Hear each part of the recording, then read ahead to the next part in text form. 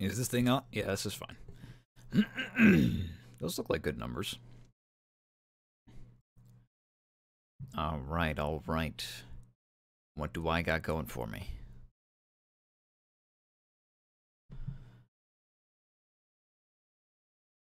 Not much right now. I'm live. Sexy, good, solid. I think I'm gonna want to turn the fans down a little bit so you don't hear that. Hello? One moment, please. Please stand by. Boop. There we go. It's not the prettiest thing in the world, but I do have chat on screen so you can see when I see it, which I think is a good choice because I think a lot of people are like, when does he see it? And the answer is never, but maybe this will help me learn things a bit better, be a bit more cognizant. So, hello. Can I see how many people are in chat? Participants? I can. Ooh.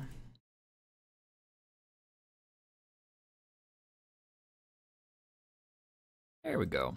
Problem solved. I would like timestamps because that way I can know how far behind I am on certain stuff. Alright, so I'm going to wait just a couple more minutes just because I got to settle some stuff in the background here. Stuff that you guys can't see. Oh. Yeah, I finally figured out how to mod people. Thank God, right?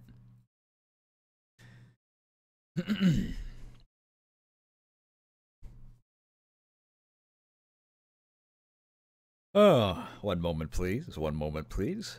Please stand by. Oh, I should have got some water or something. Now I'm just going to be suffering.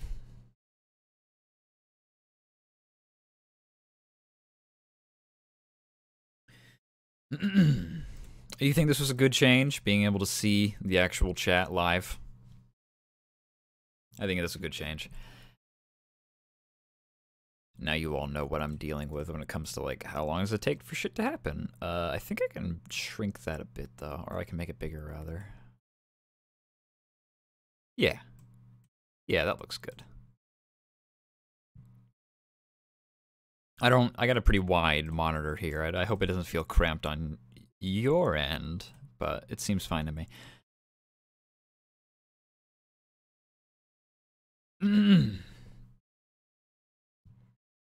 All right. Well, I see no reason to dally. I was kind of assuming that this stream was only going to be about, like, maybe an hour long, maybe, like, more or less, depending. But here we go. We're going to start hot and heavy. We are, in my campaign, the current setting is the players have delved into a world. It's a sci-fi setting, so there's planet hopping around, but the world is not conducive to human life. The players have gone to a place that does not like them back. They have hit a story point where they, I think, are going to be a bit more familiar with the setting at large, and also this is something I kind of wanted for a while, which is, what do you do in terms of, like, survival stuff for your campaigns? I think there might be rules for it in the player's handbook, but frankly, I'm too lazy to go and look them up, and I'm sure millions of people have already designed their own, like, hardcore Bear Grylls, like, survival stuff for their campaigns as well. But I'm not going to look that stuff up because I want to have my own. I want to have my own version, so I'm going to just simply do that. And we're going to start here because I think that I have a way I'm envisioning it. And so the real thing here is, here's our problems. And I am switching over to Microsoft Excel because I saw Matt Colville do it, and it seemed like a really easy, organized way to do things, and frankly, why not? So here we are.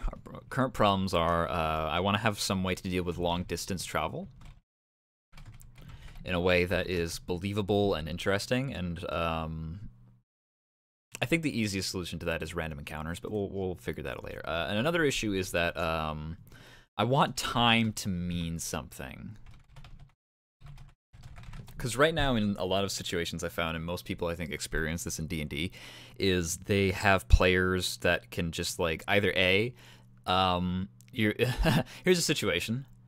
Character asks if they can roll a perception check to discern the origin of a book that they found. All right, or any item, whatever, wherever they might be. And then they roll and then they fail and they cannot discern the history. Oh no, you can't quite figure it out. Now there's some answers to that in terms of what would you do as a DM. I think a lot of people would just be like, sorry, that was your one. You tried, you failed, you didn't succeed. But what's stopping the other players from doing it? Right? Like, what's stopping the fighter from going like, okay, my turn? And now you have like 5-6 people who are all doing like a check on this. And bear in mind, just 2 people making a roll on something, even like kind of forgetting about their modifiers for a second. Yeah, every character is different in terms of like, oh, I might be better at my modifiers than for intelligence than the fighter is. But just 2 people rolling alone might as well be +5 mathematically to rolls mathematically. So once you have 6 people rolling on something, that's +25. They're gonna get it. They're gonna succeed on the roll. And that's fine if you don't really care, or if it's like, well, that's good, I kind of want them to discern it. In which case, why did you set it up for a possible failure to begin with, DM? But other than that, I don't want that to be a question. That's a problem that I come up with, is like, I want to have moments where a player finds something, and if they fail, I don't necessarily want that to be the end. And I also don't necessarily want every player to be able to go and make a decision on like, well, now it's my turn to roll. And I guess I could say like, you can only roll on this thing if you're proficient in it. But I don't have enough players for that, because not everybody is like a specialist in their one specific thing. Some of them have overlapping skills. So that doesn't always work either. So I think what the best option is that if you're in like a dungeon, especially, or like any kind of turn-based combat scenario, then like that's your action, right? Like, oh, I want to make a check on something. Like if you're an initiative, that's your action, and that's huge.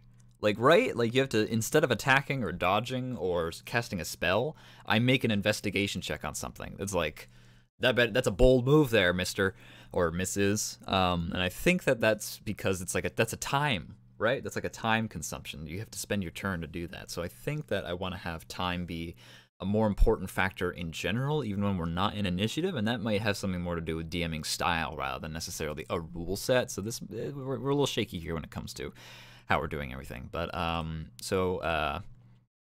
that's what I mean by time needs to mean something. Is either like, okay, sure, every player can make a roll to see if they can discern the history of this object, but every time you make a roll, whether you pass or fail, that is one more turn, and every turn means something. And I think that's up to the dungeon design more than the dungeon master's intent. So let's have our example here. We're gonna pretend that we're in like just a good old-fashioned dungeon. We're underground. We're in an old-fashioned jail cell. There's a boss at the bottom. There's an entrance at the top. There's treasure along the way.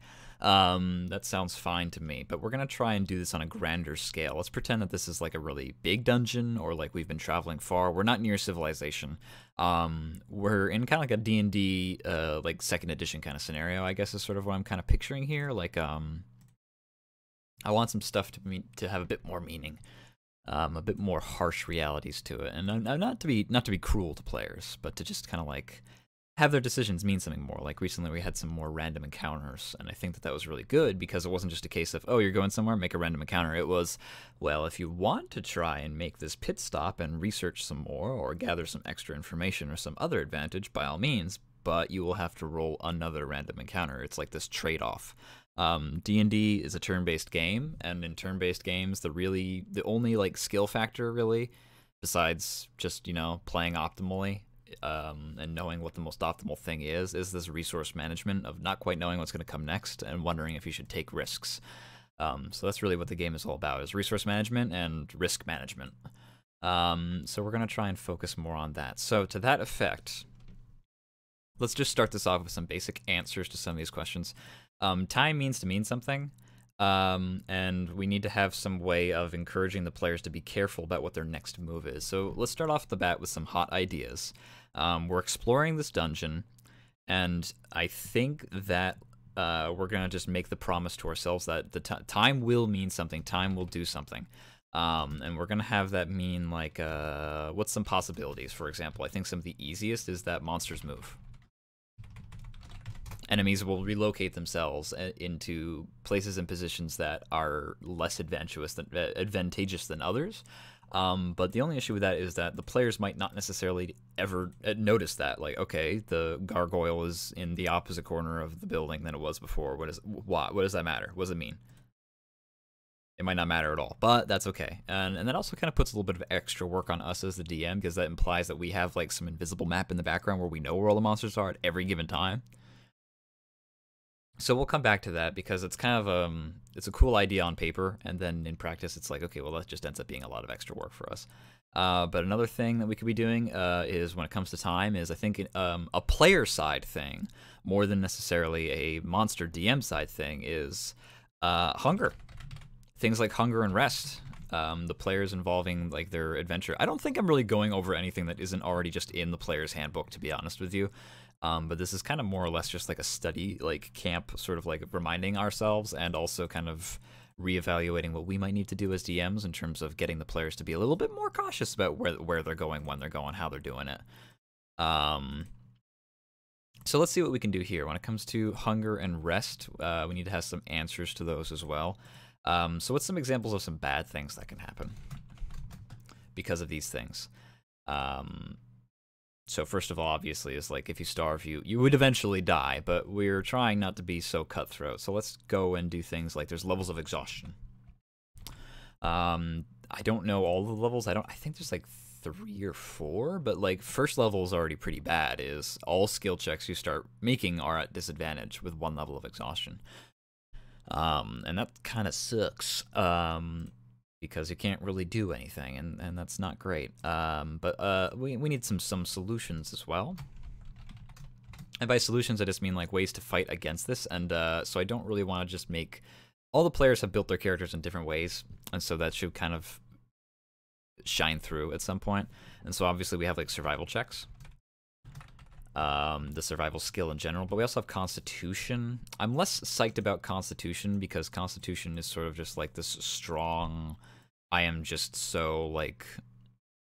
It's too easy, because it gives you too much benefit already, because it gives you extra health. And so it's like, okay, well... Yeah, I have high Constitution, because I wanted the high health. I wasn't really worried about becoming a survival master. So I think survival checks are really the thing, because that kind of makes... That's something you can be proficient in. That's something that you can have like a story based around. That's something that your character backstory is involved in, like if you're an Outlander or something like that. I think that's more interesting, and I think that the skills are going to be where a lot of this shines. And so let's kind of just follow through with hunger for now, and the idea of every time you make a check, every time you do anything, every time you move in this dungeon, it is +1 to time. We add 1 more time ticker. We add 1 more turn counter. And that is going to be just the basis of which we follow through with this sort of thing. So I think that it just comes down to we just need to set up some kind of system where let's just come up with a hunger system, I suppose. I know I'm making a lot of columns here. But we need to just have a good old-fashioned, like, 1 through 10. 11 through 20. What happens at these different... How many turns does it need to be before a player starts to feel the adverse effects of being hungry? Well, 1 turn in D&D logic is only about 6 seconds. So I think we want to start operating on higher levels here. I think that we're not going to be able to keep track necessarily of like 30 turns, 40 turns. I mean, like, that's... putting down a tally every single time. It's possible, and especially if you just have like Roll20 with you, or some other kind of like machine that you can just press a button on and it just adds 1. Just a basic calculator of some form would not be that big a deal. So it could be fun for like longer campaigns where this is the whole thing, is just exploring a dungeon. And that's something that I am interested in doing, especially if the dungeon can be interesting, but I don't think it's what I'm going to do now. I think I'm going to be doing hunger on a much smaller rate. And I think what that's going to come out to be is a measure of how many critical failures that you've had. I started doing a thing in my campaign where I don't want to keep track of all the ammunition that your character has, and I think a lot of people would be like, well, why not? It's easy. You do it for rangers all the time with their bows, and it's like, yeah, but that's the ranger in the party, the one ranger. Ah, there's Zero Trade. Nice to see you. So we have like the one ranger, right, who has their bow. Maybe the fighter has a bow too or something like that. That's fine. They can keep track of their shit. And also people have to keep track of spell slots, but even spell slots, there's really no more than like a dozen. It's a smaller amount of numbers, but when it came to this campaign that I'm running, which is a morning I'm sorry, a modern session, not a morning session, a modern session where people have guns and stuff, and you could potentially be carrying hundreds of rounds of ammunition. I'm not going to keep track of that. Nobody's going to want to keep track of that. And so what we've done is we've quantized it down to you can carry 3 magazines. When you roll a critical failure, you're out, and you move on to the next magazine. That means you get 3 critical failures before that gun has become useless to you. You need to fall back on a melee weapon. And that's not that big a deal, because that usually ends up being like 60 turns. Like, that's usually 60 shots that you can make before you make 3 critical failures on average. Obviously, it doesn't always work out that way, which is fine. It's some good story moments where, like, oh, I rolled a crit failure. Well, that just means that, like, oh, yeah, maybe you had a lot of bullets left in your magazine, but you just sprayed and prayed, buddy. Yeah, you minigunned it. Or alternatively, you ended up doing a case of you missed or the gun jammed, and so now the magazine's useless just because it's broken, and so that also lends itself to more creative, interesting things. So when it comes to this, measuring how hungry a character is getting over the course of exploring a large dungeon, I don't think we want to count every individual turn. I think we just want to count how many skill checks are they making, and how many times do they fail those skill checks. And I think that'd be the easier way to do it. NetHack, that's a video game from a long time ago. I don't know if anybody's ever heard of it or played it. That game does keep track of how many turns you make. Literally, like, every time you move a square, it counts as a turn. 3 critical failures and Arwick manifests in your... I'm thinking that's more like a 13-13 sort of thing. Like, if you get 13-13s, Arwick kills you instantly. So I'm feeling like we want to handle it by critical failures. So let's do this not on a case of 1 critical failure immediately fucks you up. Let's start with, I don't know. Maybe 1 critical failure, because that's 20 rolls. Let's just do it. Why not? We put some math down. We figured it out. 1, 2, 3, 4. I think that would be a good way to handle this, because we're gonna have such things as I want to make items more worthwhile. I want rations to mean something. I want having to worry about sleep and rest and food to actually have some kind of meaning. 5 critical fails and the gun blows up. Yeah, we've had stuff like that happen before, where Abram is of the fighter character, and he routinely has really bad luck with his gun for some reason, to the point where I was just like, it's toast, buddy. Yeah, it's Sargasso, but it's anything. I'll reiterate real quickly is that players are in a very hostile environment where survival is not guaranteed in the case of because nature wants you dead. And so I'm trying to come up with more rule sets and gameplay mechanics for just surviving out in the wild, out in a dungeon. And so the things that we really need to answer the problems here are, what do we do about long distance travel, making it interesting, making it dangerous, and we need to have time mean something. Because people can spend infinite amount of time doing anything, re-rolling, and that's fine in most cases. But in this case, when you're exploring a dungeon, I think every move should matter. Welcome to the dungeon. So let's just do this. Let's just do crit fails. Every time you make a skill check, let's say in a dungeon, in a scenario where you are not in a safe space, that's what I think is going to be the deciding. Like, when you're in a town, who cares? Make as many skill checks as you want. You're safe. But when I think you're in a dungeon or out in the wild, I think that's no longer a safe space, and so that's why we have these special rules. And these might already be things in the Dungeon Master's Handbook, but that's okay. So we'll just make it equate 1-to-1. So every time you do a crit fail on any skill check to discern the nature of a book or discern the nature of anything, survival checks, athletic checks, especially athletic and acrobatics checks, sleight of hand checks, lockpicking checks, I think that a crit fail means that you have become exhausted because you're just trying so hard. You're spending all your time trying to solve this problem, and it's just not working. And on top of that is, I think a critical fail accounts to you spent 1 hour trying to accomplish this task. And did not succeed, because I think critical failures are something that can be made a lot more interesting. And critical failures are also a way easier way to keep track of stuff that's happening in a probability sense. Dungeon Master, Gunsmith, or alternatively Dungeon Bastard. I'm receiving messages. Oh, beautiful art. If Coconut would like to post art of her character Nyx, she just recently completed some flats. If she wants to, she can have permission to do that here. Hung up on gun, like exhaustion. Yeah, Dungeons and Dragons has a system of exhaustion, and I think there's 4 levels of it, but I'm really not sure. I'd have to look it up. I'm gonna do that right now, actually. I think there's at least 3 levels of it, and it ends up being level 1, you start feeling exhausted. Level 2, and you have disadvantage on skill checks. And then it just gets worse from there. But I think we're gonna make exhaustion really sucks. Like it can like super kill your character like immediately because level 1. There are 6 levels of exhaustion. Oh my god! Here we go. Level 1, disadvantage on ability checks. That's bad. That's horrible. That means that you're gonna get grappled. That means that you could be succumbing to poisons. That's terrible. Level 2, your speed is halved. Level 3, disadvantage on attack rolls and saving throws. Now you're in death territory. Now wolves could like be, that's like vultures are circling you, and that could be interesting by itself. 4 levels of exhaustion, your hit point maximum is halved. That's terrible. 5, speed is reduced to 0. Okay, so after 5, you're dead. And then level 6 exhaustion, death. I'm going to put that out on the chat that we got here so that we can all see it.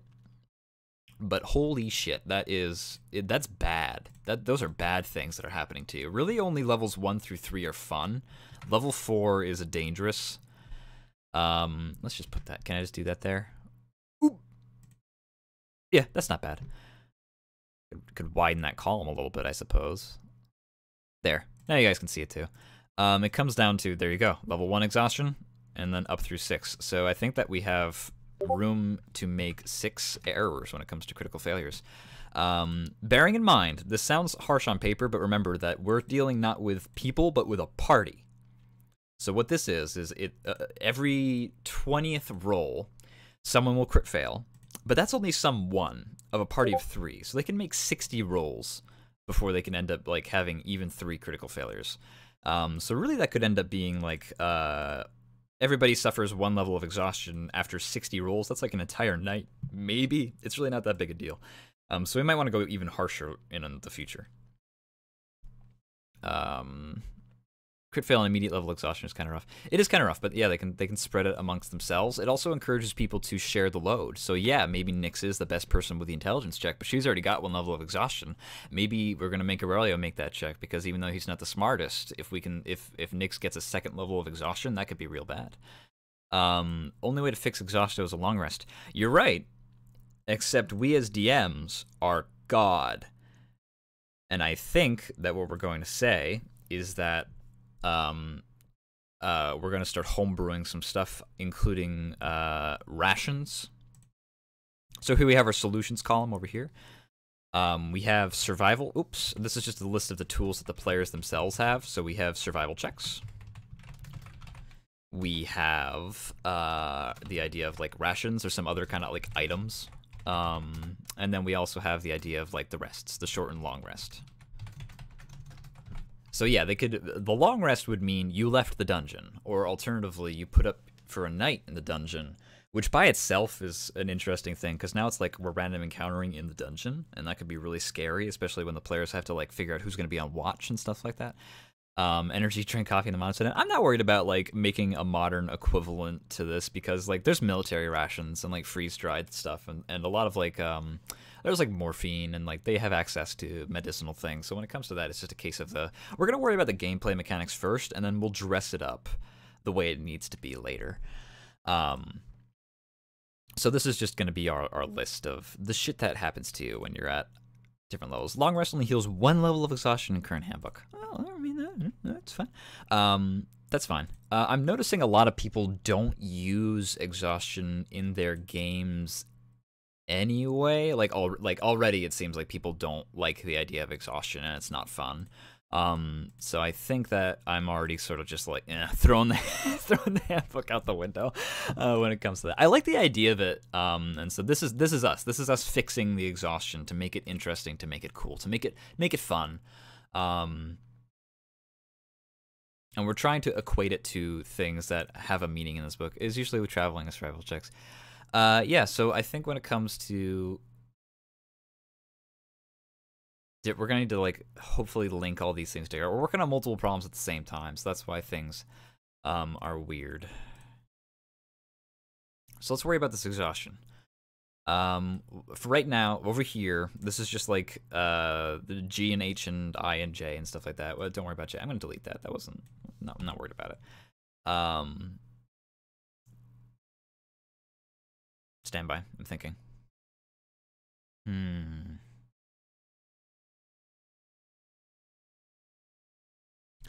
Really, what this is just I'm trying to figure out ways to incorporate exhaustion into the I'm trying to make long distance travel and exploration to be a little bit more nuanced and to make things a little bit more risky. So we're getting into it pretty good so far. We can change these numbers later. Numbers are very changeable. It could be like, oh, you need three critical fails before you get 1 level of exhaustion. If I find that we get to the end of this and it's like, that's way too hard.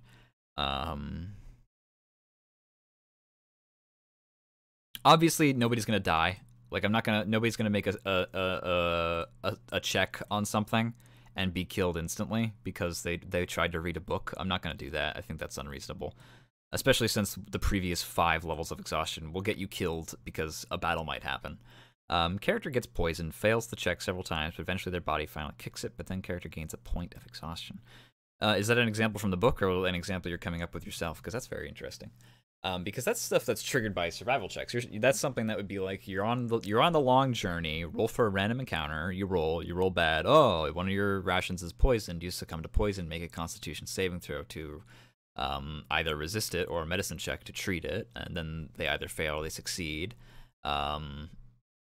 Failure would probably just mean you take damage, and then succeed means that you would end up taking a point of exhaustion. Yeah, food poisoning.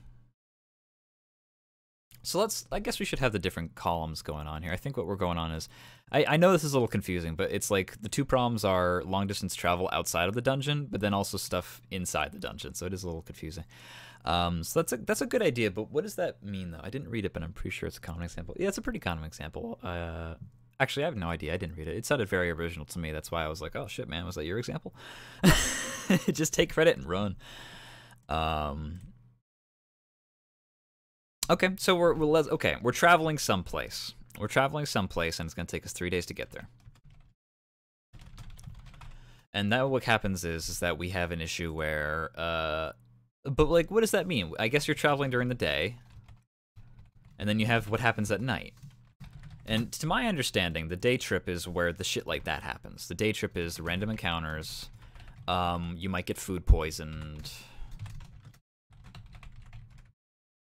Like, you know, lesser stuff. Maybe you come across bigger stuff if it's a really bad random encounter. But then at night we have, usually traditionally in my head is random encounters at night are like battles. Encounters usually. And in my understanding, the stuff that happens during the day, like the food poisoning that gives you the 1 level of exhaustion and stuff like that, is what's going to determine how hard the night encounter is. That's like the battle. So if you have 3 places to be, that's a potential for 3 battles and 3 chances of bad things happening to you, but also good things. What if instead of exhaustion, have a homebrew system for stamina or something, and that it can limit health recovery or some other specific actions?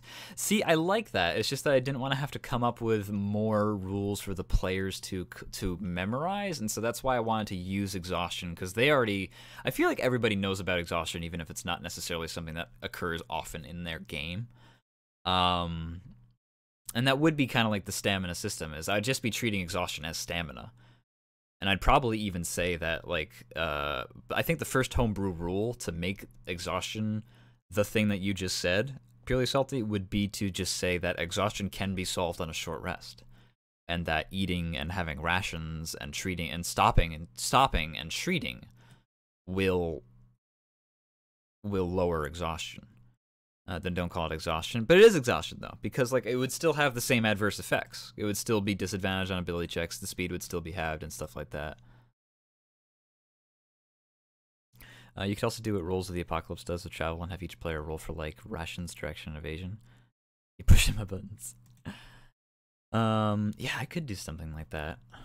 It's just a question of, I want to keep it simple, and I just wanted to link it to things that were already in the game. But yeah, I think we might have to come up with new stuff. Well, earlier I had the hunger tab, right? And that was just kind of like, I guess I should just rename that to be stamina. We'll follow that course of action. Let's do it. So let's pretend we come up with a new, let's maybe overly complicate it, and then we'll come back and pare it down a little bit and try to simplify things a bit. Minecraft Hunger Bar, yeah, I'm all about it. Well, here's what we got here.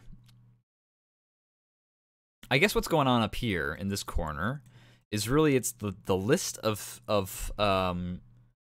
D&D is a resource management game. Like, that's what it is. And these are different resources to manage. Your level of exhaustion, your time, and I guess stamina. If we want to put that in. The only issue I had with stamina is what do we use to measure it? Because the smallest, the plank length for Dungeons and Dragons, the smallest unit with which we can measure time is the turn. One turn, one action. One, I move up. One, I attack. One, I make an Arcana check on this strange book. That's the smallest quanta of unit that we can do. And so do I want to measure stamina in units of turns? In which case, how many turns? 100 turns? 100 turns before you're becoming hungry, and then you incur 1 level of exhaustion? I don't really want to have to keep track of 100 turns. I don't want to have like a clicker on the side of my desk where I press a button every time a turn goes by. Because that's my only issue with the stamina bar, is the quanta of which we measure it. And that's why I like the exhaustion and the crit fails, because it's easier to measure how many critical fails you've had in one night, because only a handful happen. 1 turn can equal 1 prep, 1 act, and 1 react. Yeah, it gets even smaller, because after the turn is over, it's like that's all taking place in the span of 1 turn. But it's like a turn can seem like forever, but that's also the smallest unit with which things can affect other things. I guess like a reaction, but I'm not going to count reactions. Like it still comes down to like 1 turn. 1, I choose to do something. So I still don't want to keep track of it. If a player fails a non-dangerous ability roll, they can try it once more if they want, but failing their roll at all gives the players an exhaustion stamina reduction. I like that. 1 turn, I think, in the book actually equals 5 seconds. Yeah, it's like, I don't know. Like, they tried to math it out, so like it was like on a minute, so it was like 10 turns is a minute, which I guess means that everyone's like 6 seconds, but who cares? 5 seconds sounds good to me, too. Especially since it's a more round number. Player fails a non-dangerous ability roll. I'm just going to read that again in my head. They can try once more if they want. Yeah, that's another reason why this is the way that this is because I'm like, if every roll matters because every roll might be a critical failure, then that means that people might think twice about trying to do something. Because, like, what's stopping we're in the dungeon. The hypothetical scenario, we're in the dungeon. The thief tries to lockpick a door, a side door. There's probably treasure on the other side of it. It's not really necessary. What's stopping that thief from rolling literally forever until they open the door? I mean, really just the DM. The DM could just say, sorry, you only get 1 try. But I don't want to do that. I want to let them try again. I just want it to have some kind of risk reward. I want them to decide. Do they want to try again? I don't want to decide should they try again. I want them to decide. Do you want to take that risk of trying again, possibly incurring some form of stamina penalty? Give them a little buffer before immediately slamming them with exhaustion. Lock James go jam. Set a limit. All right. Well, I mean, okay. Here we do a limit of immediately. Oops. We can immediately just say like it takes 2 critical failures before you can get a level of exhaustion. We can just immediately double it. Like the numbers are free for us to change, but I don't know if that's necessarily what you mean either. 3 tries to a lock breaks or something based on each. Yeah, I'll do that for like I will do that for traps. Like if it's like the door is trapped, then you might only get 1 try, and then there's immediately a penalty of some kind. But I don't want to just be like, oh, 3 tries. I tried to do that early in the campaign by saying if you critically fail or if you fail the lockpick, then one of your lockpicks breaks, and then you're going to have to go and buy more. But it was so infrequent that the players were going to stores that I didn't want to, like, eventually the player was going to run out of lockpicks, and then they would have just been a thief character without the ability to lockpick, in which case, what kind of thief are you at all? So it's like, I can't do that to them, which is why the system of, like, a critical failure will decide if something happens. Let's see here. Oh, no, not critical, a normal failure. Oh, I see. So it's like, if you fail, that's 1 point against you on your stamina.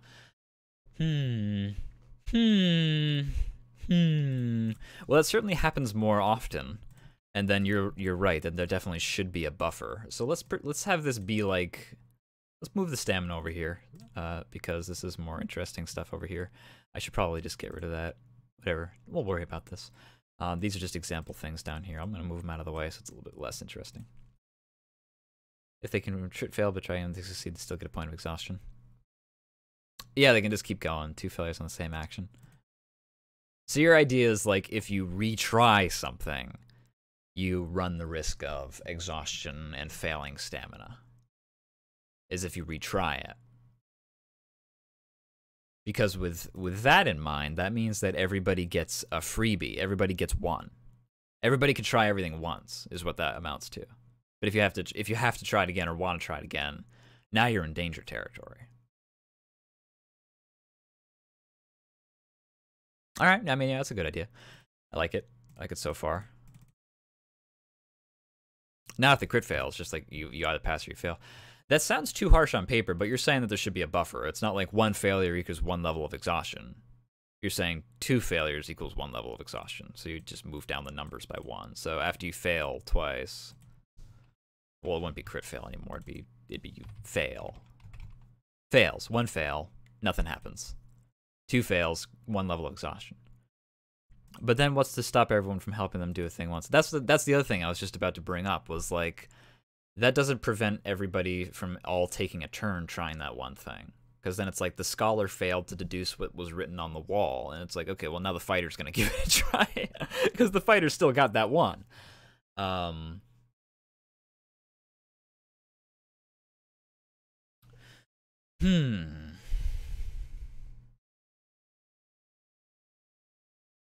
The key is to try and keep this simple, because if it's too complex, it's going to be hard to keep track of for the players and the DM. Normal crit fail rule applies. If they're like not proficient in something, then if they critically failure, then they should just automatically get a point of exhaustion. These are a lot of like sub cases though, like if then, this thens. Could do like class advantage, disadvantage. That's another thing, is that a critical failure completely ignores whether or not you're good at something. Like, if you have +8 at sleight of hand, cool, bruh, but you still have the same chance to critically fail as everybody else, which is both good and bad, because that means that it's you're just as likely to critically fail as everybody else, which means that nobody has an advantage over one another when it comes to surviving in general, because no character should be better at living than the other characters. Every character should have a different skill set, but not everybody should be like have equal survivability. D&D in general is a lot of sub cases, my man. I know, but 5e, I'm trying to change that. Because also, like, I know my players, and they're just, like, not going to be able to remember all that stuff, and I'm not going to blame them, because I'm not going to be able to remember all that stuff. So let's follow through on some of this, and then we'll do it. So let's say, if class does something they are good at, give advantage. But I need to quantify that. So it'd basically like be proficiencies, right? If it's like you're proficient in something, you're less likely to fail at it. Hold on, let me call you so I can explain myself better. No, don't you? You're not calling me. You're not getting on this fucking stream. I gotta have silence so I can sit and ruminate. I understand what you're saying. I'm just afraid of it. It's too much power.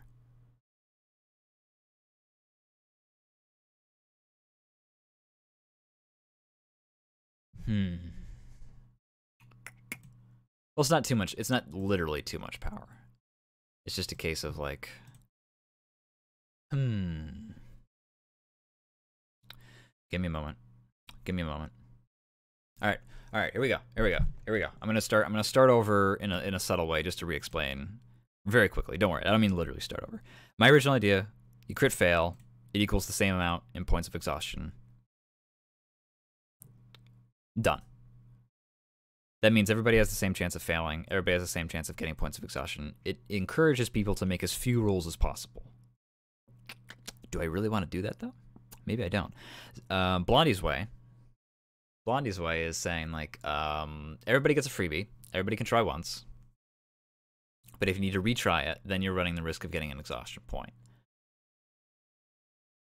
And that's a little bit kinder and a little bit nicer, and it lets everybody kind of try everything and not be so afraid. It just kind of reminds them, like, watch out though, because if you're lingering too long, you might have issue. You have to have a bit more risk reward, and like, do I really need what's on the other side of that locked door?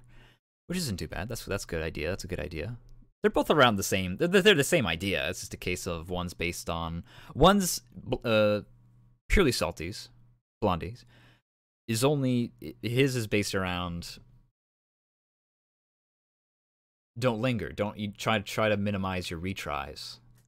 Mine is just based around so long as you are out of the town, you are not safe. Unless it makes no sense for you to be a character good at. Yeah, but I don't want to have the thing that you said makes sense, and I think that it's been most efficiently quantified as the proficiency system, where if your character is proficient at something, then that means they do have sense to be trying it. The only issue is I only have 3 people in my party, and they're not proficient at everything, and they overlap on top of that. So between them all, they only have like 7 skills that they're like all that they're proficient at out of like 15, I think. Maybe they're proficient in more skills than that, but it's like it's not a super well-rounded party. So it would become like some people just cannot do certain things if I limited to the proficiencies. But really, another thing was that I was trying to incorporate time into this, so that was another thing. So maybe hold on. No, you cannot talk to me. At least not right now. I'm on a roll here.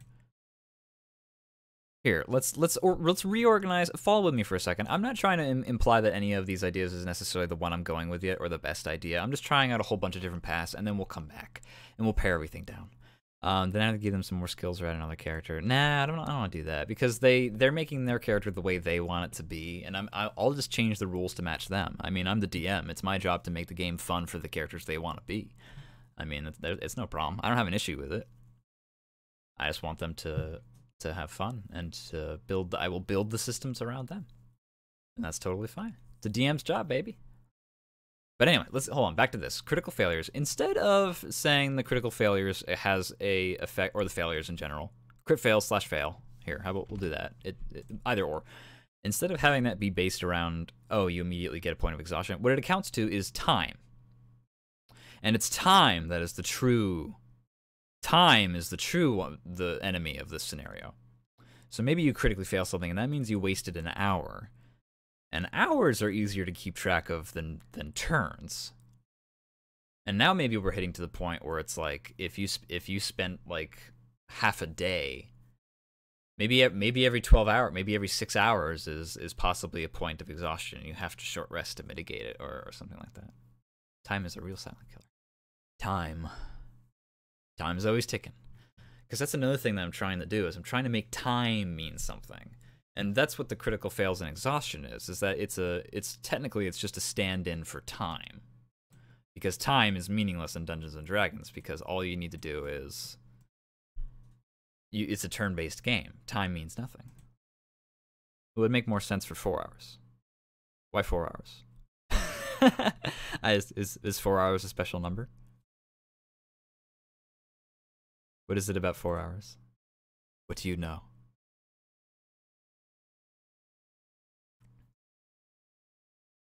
The human body works on 4-hour cycles. All right, sure, I'll buy it.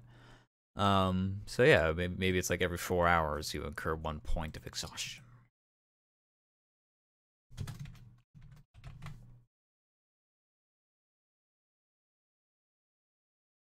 And then since the only way that you can get rid of exhaustion is either with special items or long resting, then that means that now they have to find some place to long rest in the dungeon. And that means that they'd have to like plan, they'd have to like build a camp, they'd have to like fortify themselves for the night. Hold on a second. We're about to have a special guest here. Who's only going to be here for, he's going to have exactly 5 minutes from when he is let into the call to when he is forcibly removed from the call. So here we go. You hear that? That's the sound of death coming.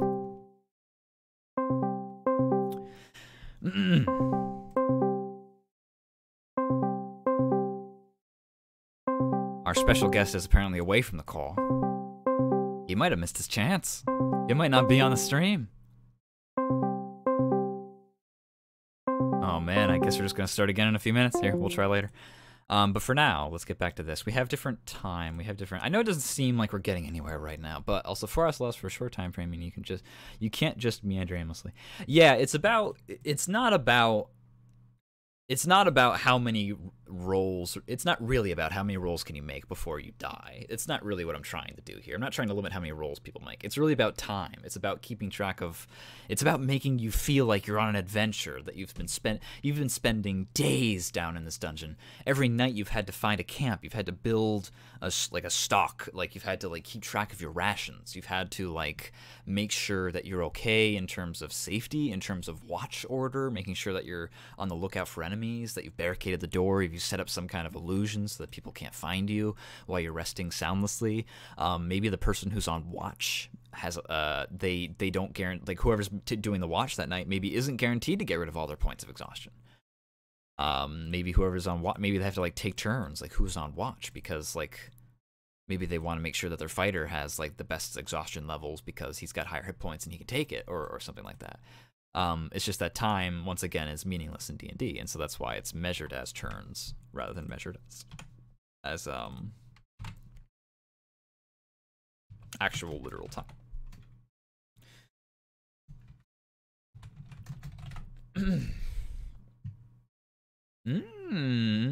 I'm liking it. I'm liking it. Yeah, 4 hours. 4 hours is like a 12-hour day. Is like, you know, you've done some good fucking work.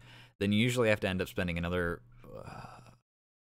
4 hours setting up camp, and then you have 8 hours of rest, and then you wake up the next day to do another 12 hours of work.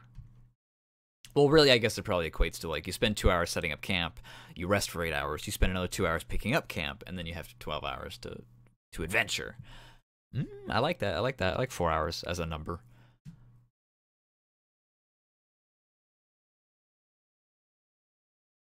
And then it's just a case of whether or not Purely Salty's version of how many critical failures or just regular fails. This is based on a roll 24-hour long day. Yeah, I guess time.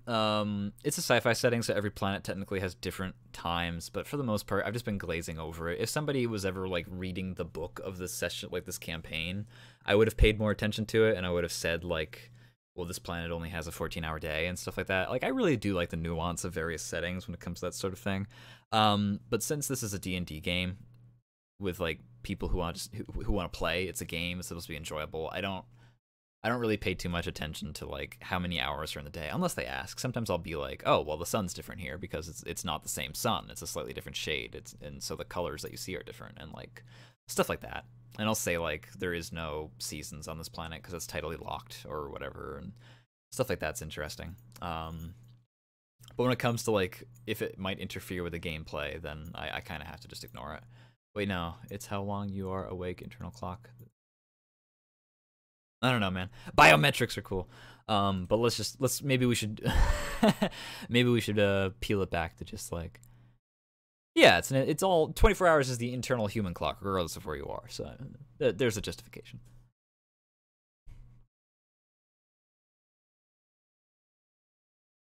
Okay, but the only other issue is that exhaustion really sucks. Like, it can do horrible, horrible things to you. 1 level of exhaustion alone, a disadvantage on ability checks. And do you want to know what disadvantage means? Disadvantage on ability checks means every time you make an ability check, you have twice as much of a likely chance to critically fail. Which means that as soon as you incur 1 level of exhaustion, you are doubly likely to start incurring even more levels of exhaustion. Which is not good. Oh, man. Don't let anybody ever tell you math is not important in Dungeons and Dragons, because it super is. That's bad. That's not good. That makes this a lot deadlier than I first expected. This means that we want to make exhaustion either easier to get rid of or harder to accrue in the first place.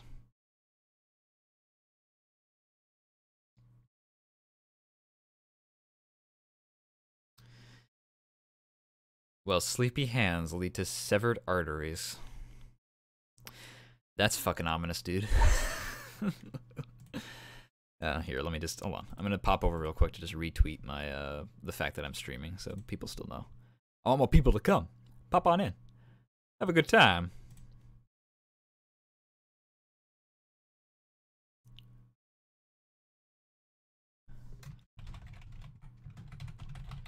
No spoilers for campaign, by the way. This is all just story stuff, or this is all just gameplay.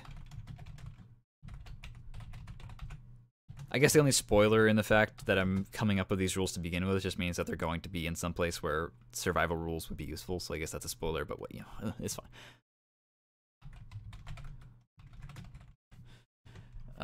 So there we go. I just wanted to retweet to let everybody know that we're popping in here. We're popping in here hot.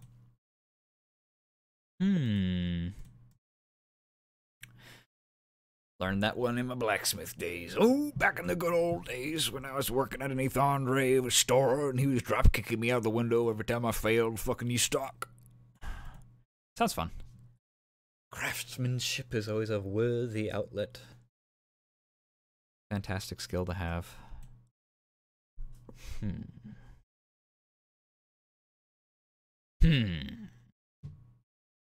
Has anybody ever played in a game of Dungeons and Dragons where they have accrued a point of exhaustion before? I feel like that's a good question to ask, especially since I have like maybe 2 or 3 of you in the chat right now who probably have played reliable amounts of Dungeons and Dragons for that to have an actual statistical meaning. Statistical meaning. Yes, you have? And it's like happened before? Does it like happen often, or was it just like it happened once and it was cool, but we never used it again? Like, is it like a reoccurring thing? Because I have this suspicion that people just don't use exhaustion. I've never watched Critical Role and had like exhaustion be a thing. Acquired 5, yeah, that's fine. It happened once, yeah, but even that's what I'm saying is it's like it just happened one time as part of like it might as well have just been like someone cast a spell on you that made it so your movement was halved or like stopped. Like it's not a reliable thing. I want it to be something that players are very much so aware of, and I just have a feeling that I don't like the rules of exhaustion in D&D. It's rare to see it used because it's complexity. Yeah, it's like it's weirdly. It's simple, but it's still complex, and it's like nothing uses it. Like D&D, nothing uses it. It's just something that they have there in the book. Like there are no spells that inflict levels of exhaustion. Like it's just there is no fighter maneuver that is like I impose 1 level of exhaustion on my enemy. Like there hasn't been any sort of like nothing's used it. So I'm just sort of like I don't either the mechanic wasn't originally designed very well to begin with, or even Wizards of the Coast is not infallible. I respect them highly; they're amazing designers, and I have a tendency to favor them and just be like, hey, if they built it, then it had a good reason to be in there, and I'm not going to try and change it. But I have a feeling that they just didn't really know what to do with it. Most people homebrew it into custom classes as sort of a character-specific thing. Yeah, I guess that's what we're doing here. I'm just trying to make it a broad, everybody sort of thing. I'm trying to make use of it, but it's just like it's simultaneously not enough and also too much. Like it doesn't happen enough in the game, but it's also so deadly. Like 1 level of exhaustion, disadvantage on ability checks. Like that's horrible. I think I might need to just homebrew more levels of exhaustion. Like that might be the solution here, is I just might need to come up with more levels of exhaustion, like things that are a little bit easier to have that aren't as horrible. Or I need to make it so that you can get rid of exhaustion easier. Either like a short rest can take care of it, or a ration can take care of it, or like you can long rest more often. Like my buddy was a monk who could bend time, but at the cost of extreme disadvantage after the fact. Yeah, that sounds cool. Like a one-off character ability like that, where it's like character specific, and that kind of feels like what exhaustion is for. Is it's just like a way for the DM to have an answerable form of like it's just a punishment. Like you just did something bad happened, and you now have some exhaustion. It's just a way for it's what's above disadvantage is what it is. Like you have disadvantage on something means that this situation does not favor you, and I guess disadvantage is level 0 of exhaustion because it's only the next roll usually, and then it's done, and then you're back to being normal. I'm gonna get rid of those. That's just causing confusion. Let's try to deal with it as it is, but we might need to consider that exhaustion just might not be the answer to our questions. That's the best thing to do. Work in lesser ranks to reduce the points you gain from. Yeah, I just don't know what to. Back down to the menu. I mean, what's the next problem here? Like, what would be level 1? Is it's like half a point? Yeah, like point half of exhaustion. Let's just pretend that exhaustion has 8 levels, right? And we make number 3. You have disadvantage on ability checks. Cool. So what are the first 2 levels? What's like bad things that can happen to you? It would probably be shit that could normally happen to you anyway during the course of combat, because combat is expected to happen in D&D, and the game is very much so well balanced around that. So I guess anything that could happen that's bad to you in combat could happen because of disadvantage, or because of exhaustion. Like a reduced reaction. Yeah, like those are in-story things, but I do also I mean more like gameplay, like okay, here I'll come up with an example. It just burns, it just wastes a spell slot. Like if you get 2nd level exhaustion, it just burns one of your 1st level spells, and now you have 1 less spell to use. Like that's not really that big a deal. Like wizards might have a shit ton of spell slots, so it's not that big a deal, but it's something. It's something. Reduced reaction, lowered perception, that kind of thing. Yeah. So just be like, oh, like level 3 is like disadvantage on all ability checks. So maybe level 1 is like you have disadvantage just on perception. Or like one advantage. 1 skill is now a disadvantage. Maybe it's the skill that you were trying to do when you critically failed. Maybe whatever you were doing is now hobbled. I like that. That's good. So like whatever. So level 1 of exhaustion is like if you incurred exhaustion because you critically failed on a perception check, now your perception is at disadvantage.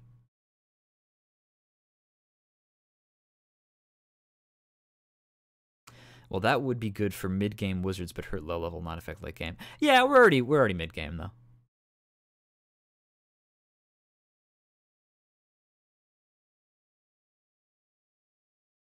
Yeah, I like that one. I like that one because the whole like the real issue with level 3 on top of that is that disadvantage on all ability checks means that you're twice as likely to roll a critical failure, because if you're rolling disadvantage, you have to roll twice and take the lowest, which means that's literally a 5% chance that's bumped up to a 10% chance, which is really bad. And that means that as soon as you get to level 3, it's just like a death spiral.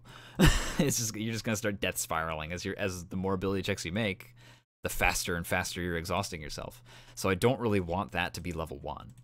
But level 1 being like 1 skill's at disadvantage, that seems much more fun, because now it's like, oh shit, I gotta let somebody else do that thing. I have to share the load.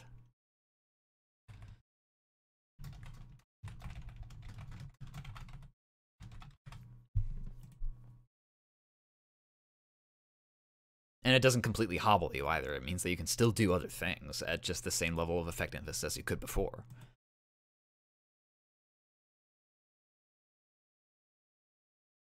I mean, how good are you at something when you're tired? I'm not great at anything when I'm tired. I am absolutely jack shit at certain things when I am tired. So I am most certainly. But I also get tired doing certain things. Like I'll get tired of writing, even though it's something that I do a lot of and I like to think I'm relatively good at. It's like it just hits the point where I have done it too much. I am bad at it, but I could go and play a video game just fine.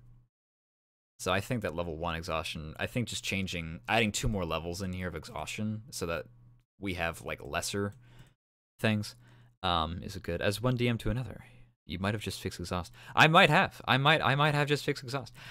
Waste spell. Level 2 is like only particular to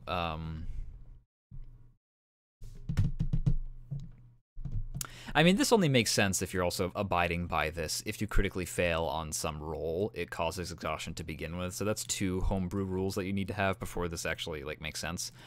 But yeah, I guess if you're like out in the wild and like the DM might make a decision that's like, listen, buddy, the situation demands that you should be exhausted at this point, and you're at level 1, which is you're now disadvantaged doing your athletics checks because you just fucking broke your ankle doing it. But do we need a 2nd level? Maybe that's all we need. Maybe we just needed that 1 level. Maybe that was all. Maybe the smallest fixes that we needed. That's what level 1 exhaustion is supposed to be. Yeah, but it's everything. It's all ability checks. It's every single ability check. You go, and especially if we're doing this critical fail, even if we're doing no critical failures, as soon as you have a disadvantage on all ability checks, you're now accruing failures twice as fast as you were before because you have disadvantage. So as soon as you hit level 1 exhaustion, you go through the last 4 levels of exhaustion twice as fast as you would have otherwise, which is rough. if we're doing this system, once again, this is all just based around this beginning homebrew rule that says if you critically fail, or if you fail a certain amount of times, in Blondie's case, you start accruing levels of exhaustion. Level 2 could be another disadvantage skill, negation of all given advantages.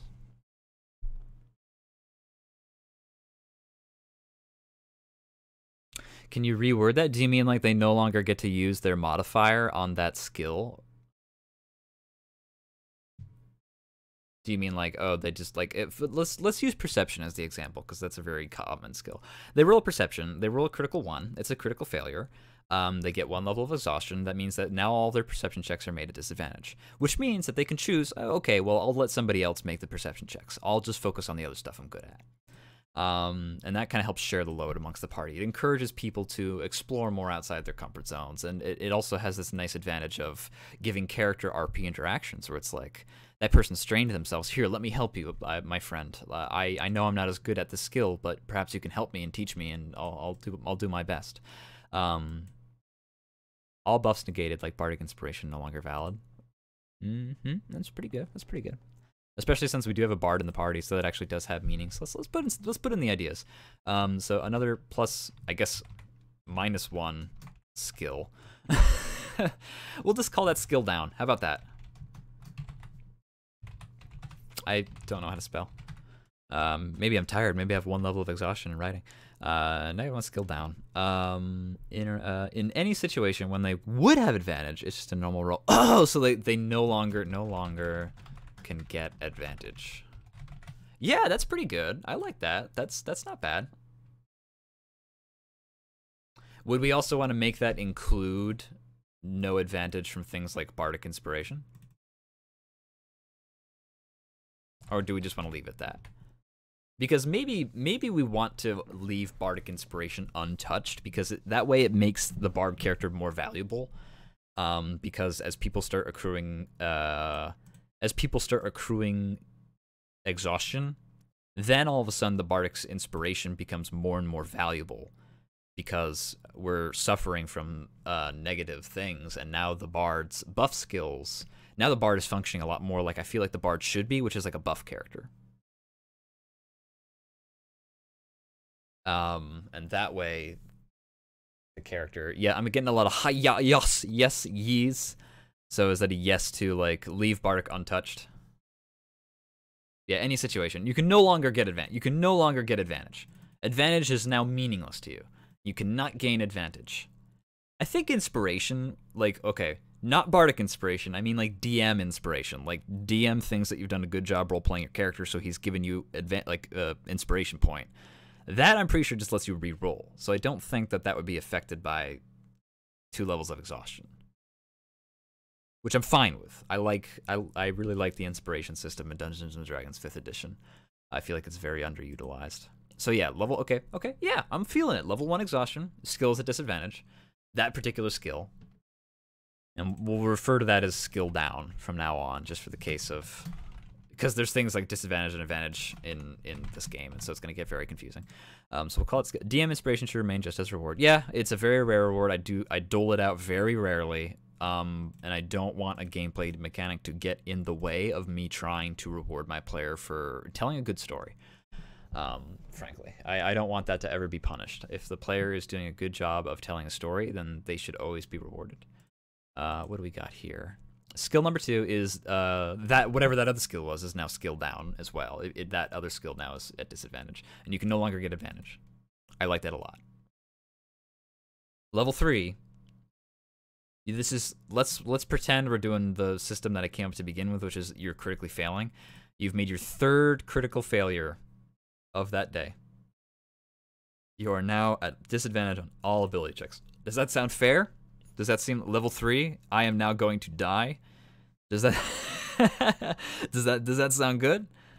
Level 3 is basically you're gonna start dying. Level 3 is because it's disadvantage on all ability checks. It's going to be a rapid pace. I'm gonna probably outlaw death. I don't think that I'm not gonna let you get killed by exhaustion. I don't know how to do a strike through on LibreOffice, but I don't think I'm going to let players be killed by levels of exhaustion, because I think that what's going to happen is an enemy is going to find them and kill them for me. I don't think exhaustion needs to do it. I mean, your speed is reduced to 0. We don't even need to get that low. Once you're at hit point maximum halved, I feel like... What's the benefit of having your speed reduced from a story point of view? I guess that means that one of your fellow party members has to carry you. And that's cool. That's fun. We're going to leave that in. Outside combat level 3 would incur at 12 hours. Does that seem fine for being awake for a day? And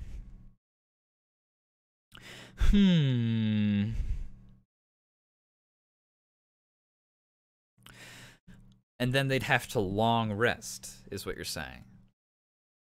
Is like, okay, if you go for 1 day, you are...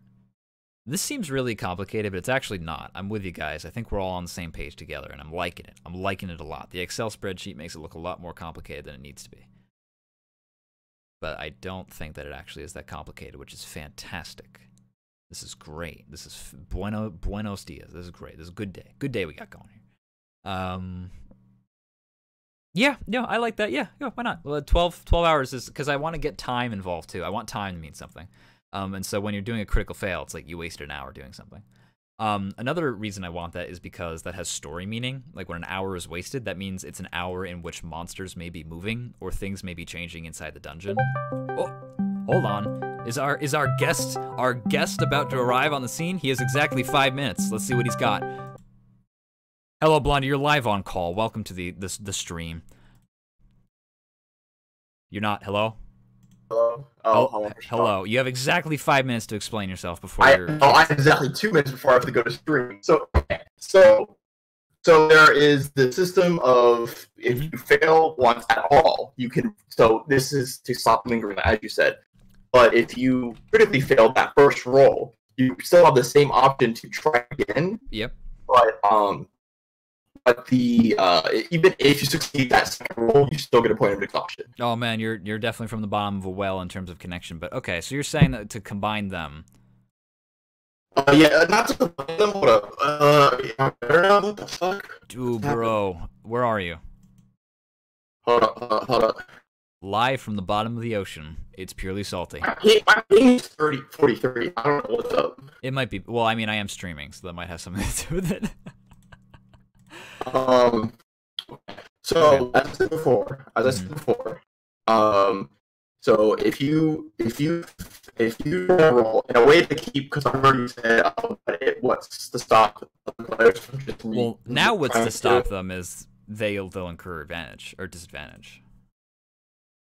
Okay, I was gonna say only people who have that proficiency.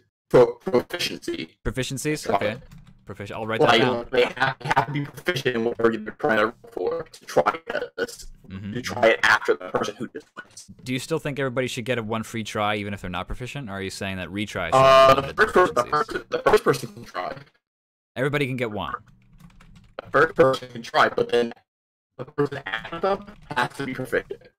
Okay, so proceed. That's what you're thinking. Okay, I'll think about that, but I'm thinking. Okay, I'm gonna talk to you more about this later because I do have to go. No, I understand. Godspeed, you fancy bastard. Yeah. We could probably talk about it more so some shit later tonight. Maybe indeed. Don't worry. I'll probably be here for a while. You keep going. Okay. Farewell. Thanks for the guest appearance. Yeah. And that was purely salty, live and in person for us. Yeah, calling from inside a planter. Holy shit! Oh my god. Okay, so he's saying the first person who does the roll is good. The first person who tries to discern what the contents of the book is they're fine. They get a free pass. But anybody who comes after them, they have to be proficient in that thing in order to try and do it. And that's a good idea. That's coming back to making proficiencies a more useful idea in general of like this is what your character is good and good not at. Which is good. I'm just like I have to go in and I have to count like how many skills are my players proficient in and how many of them overlap. Because they might all just be proficient in the same things anyway. He's got a good idea. It's just I think it's going to depend on what the party is for your people at your table. And I don't know if that'll work for my players just because of the way they built their characters. And it's not their fault. They played the characters that they want to play, and I will build around them. That's how it works. So first, but we'll come back to this because I think that we'll want to incorporate his ideas depending on how hard it is to get rid of disadvantage and how hard it is to get rid of exhaustion. So let's put in the exhaustion levels here, just so that we can see it. And we're going to bold it so that we are more likely to read it. So we have the levels of exhaustion. And we've added 2 new in here to make it a little bit easier, which is, I think, a fantastic idea. I was trying to minimize the homebrew content so that we have the ability to just rely on what's in the book already, but I don't think that's going to happen. I think we had to come up with more levels of exhaustion. So here we are. We got some in. Am I still good, by the way? You all hearing me? It says there's only 2 participants in this chat, but that is not true. But that's okay. I think we're going to get rid of stamina, because functionally we've created stamina with the idea of adding more levels of exhaustion, because now we have 7 levels of... Okay, good. I'm glad that we're still happening here. Exhaustion is now linked to time, and also critical failures, or just regular failures, depending on how fucked up it is. I like it a lot, because if we can link this back to time, then that means we can use this in any scenario. Have fun playing Kingdom Hearts 3. No spoilers, by the way. But yeah, have fun. I'm still surprised that game actually came out.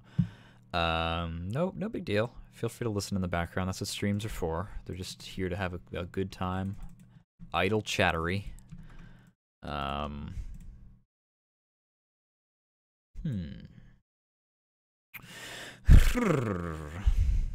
So yeah, okay, linking it to time means that we can use this in any scenario, because our 2 problems where time needs to mean something in long distance travel. And this, right now, what we've built over here is mostly only going to make sense in a dungeon, when there are rolls to make, when there are stakes to fail. And now we've created more stakes with the idea of the exhaustion level, and now we've given people a reason to be a little bit more careful about rolling all the time, and maybe deciding, like, hey, we're only going to get 2 chances, or maybe 3 chances. Let's make sure we all roll in equal measure. Let's all, like, try to share the load. Let's make everybody important, but also it makes it so that nobody who is proficient in a skill is undermined. It still means that the person who is making the roll is still the most likely person to succeed.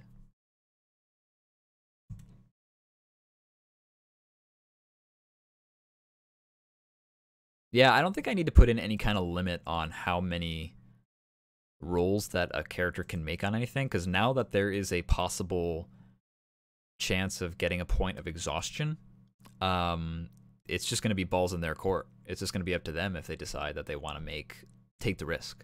And I look forward to building encounters based around that, making like hard locks where they know that there's good treasure on the other side, but they can't break the lock, and they're just accruing more and more rolls, and one of them is going to be a critical failure some point, and I want that tension. I want that risk. I want that reward. But I don't want it to be cruel either, because it's cruel if it's out of the player's hands. It is just needlessly cruel if it's like I'm playing God and I'm arbitrarily doling out as we speak. But if it's in there, you made a solid thing here, and it's simple yet it can go complex. Yeah, I like it a lot. That's definitely what we want to do here. It's a house of cards. It's a domino effect, where it's like I think some of the best design is it's simple on paper, but it has a lot of ramifications, and it's just up to the players to decide what's next on the docket. Well, I think next on the docket is deciding how to get rid of exhaustion. What ways can we get rid of that? Because I think that exhaustion is going to be something that happens pretty often. Because people definitely make at least 20 rolls in one session. So someone's going to critically fail at least once per session. If not twice, maybe 3 times even. It depends on luck.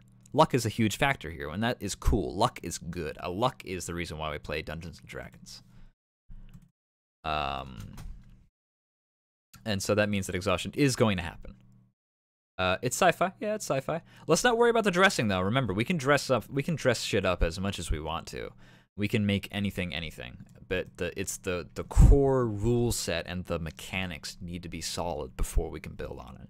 But from like a sci-fi point of view, I mean, we have like adrenaline shots. We got fiber healing. This setting has a I guess the equivalent of stem cell research, but it's not really stem cell research, where it's just like magic bandage that like basically mimics human flesh and is able to provide long-term healing, an immediate blood stop, like bleeding out, like it stops bleeding out like almost instantaneously, and it's very good for surgeries and stuff. So we have really good medication. It's just a case of what does it mean exactly, and it could be simple, like getting rid of exhaustion here.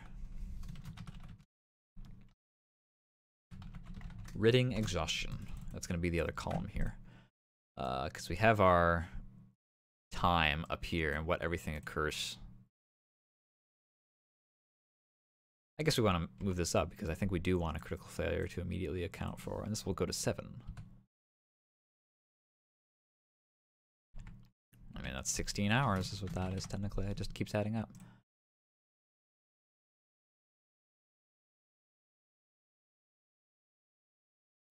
So you need to figure out how society has countered exhaustion as a natural thing in the world.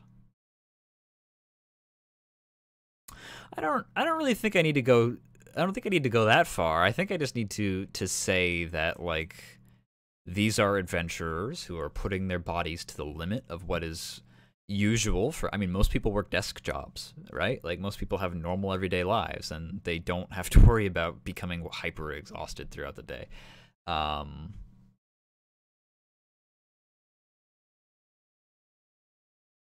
So I think that here, let's just start throwing shit out there. So long rest. Getting rid of the long rest. That's what the core book says. All exhaustion is gone. And hey, let's even say that gets rid of all. That gets rid of all exhaustion. What's some other possibility? Short resting. Maybe that only removes one level of exhaustion. So like if you short rest, you can mitigate. Energy drinks. Yeah, we got energy drinks. Stuff like that. They could be slamming some fucking monsters. Maybe the players themselves will actually come up with like, how does your character deal with getting rid of exhaustion? How do they rest? How do they relax? Maybe someone meditates. Maybe someone sleeps. Maybe someone reads a good book. Maybe someone has some kind of technological boon that they have that temporarily alleviating exhaust.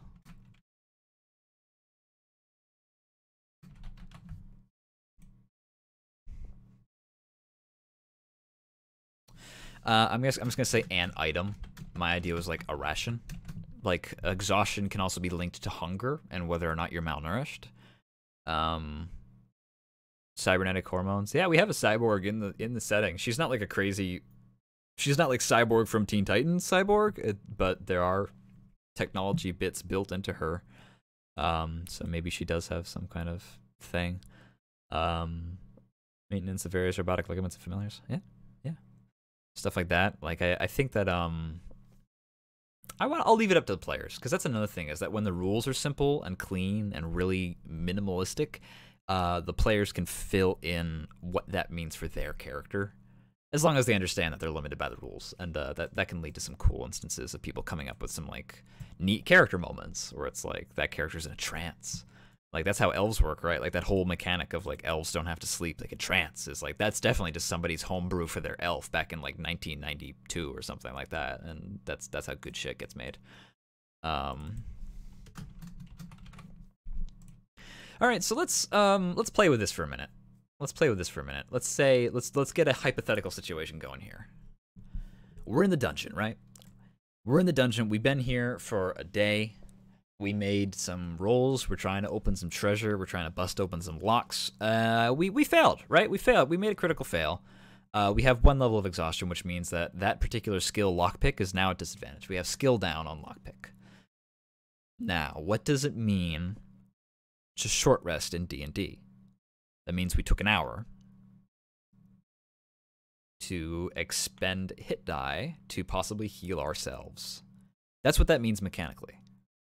Some classes have unique skills that will recuperate on a short rest. I think that short rest will bring back warlock skills. I think that short rest will bring back certain fighter skills. So it has a partial recuperating benefit for certain characters, but it's not a true rest. It's not a long rest. So maybe a short rest gets rid of 1 level of exhaustion. But now the only question is, what's stopping the players from just short resting every time they do a critical failure? What can you do in an hour to reduce exhaustion? Yeah, I mean, it's like whatever you can accomplish. I don't think that a short rest is going to be enough to alleviate 3 levels of exhaustion. I think that that's bad news bears, and I think that you should have to do something peculiar to get rid of exhaustion levels. But I think we're coming to the problem of what's stopping players from just short resting every encounter, which I think is a problem that a lot of DMs already have.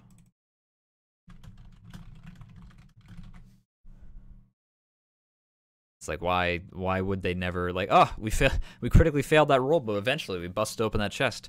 All right, let's short rest.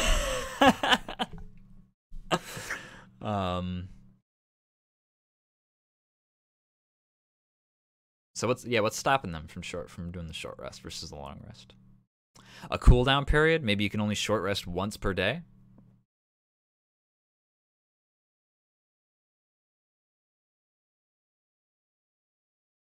Maybe it's on a countdown. When our rest leaves the 3-hour cooldown, so you can only, well, that would mean that's a good or something. Oh, I'd probably just go back to 4 hours because that seemed like a really good modifier that you came up with earlier. 4 hours is a nice round number that fits in the 24. Only so many hours in a day. That's true. 1 hour every 12 hours. Yeah, maybe that'd be the easiest. Is like you can only short rest once per waking day, but waking day just means 12 hours. I guess that's simple and easy, but that once again, that it's just like why the players will always take that option. Then they will never not do that. If they get 1 freebie every day, they will always take the freebie, which I guess is fine. But then it's just like, well, then why do I even bother to have these levels of exhaustion? I'm trying to think of the scenario where they wouldn't short rest in the day. Why wouldn't they do that? So every time you rest, you increase the chance of getting ambushed during them. Yeah, I guess we could just. I just completely forgot about that. Actually, is that it could be a random encounter. Every time you rest, it could trigger a random encounter. Oops, sorry, I bumped the mic. So the answer is, why not always rest? Random encounter. / a timer of some kind. I like the random encounter a bit more than I like the timer because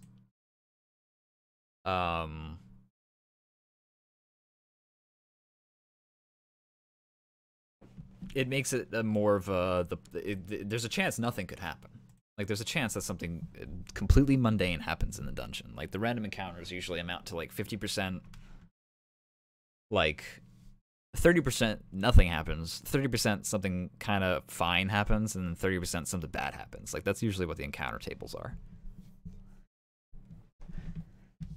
Could combine it, yeah. Could just say like you can only do it once per day, and it's a random encounter. Once per 12 hours, I mean. And should a long rest just alleviate all levels of exhaustion? That's another thing. Is part of the reason why I'm designing this is because my crew does. My players do have a tendency to really hate to waste time, but it's kind of ironic because time means nothing.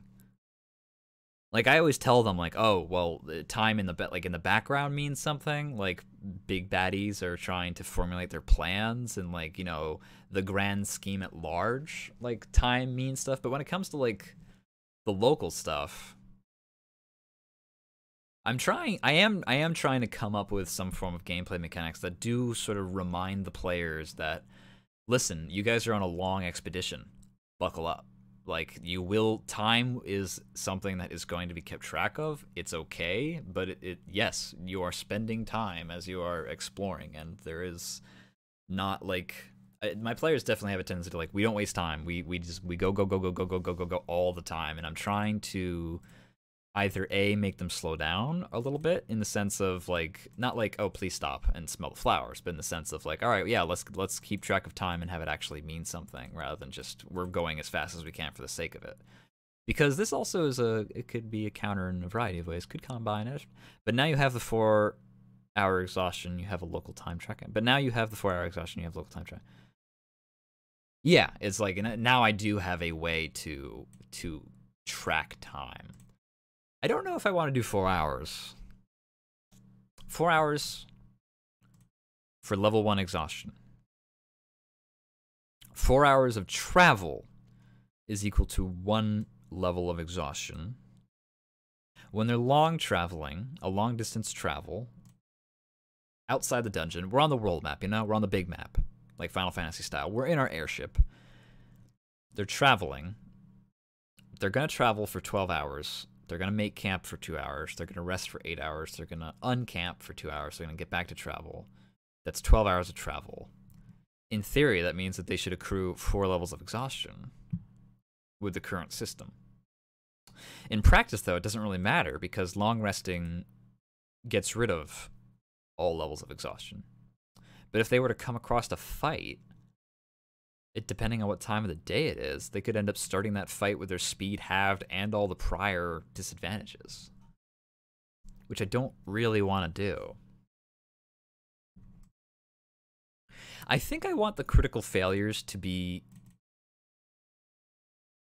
I think I want the critical failures to equal certain amounts of time, but I don't think I want the time to equal certain amounts of exhaustion. I don't think I want that. I don't think I want to use the math property of A equals B, B equals C, so A equals C. I don't think I want A and C to equal. I do want to keep track of time in the sense of their actions are taking up time, but I don't know if I want time to have a toll on them in the sense of it causes exhaustion, unless... Like, I think time is passing regardless. I think time coincidentally is equaling to exhaustion.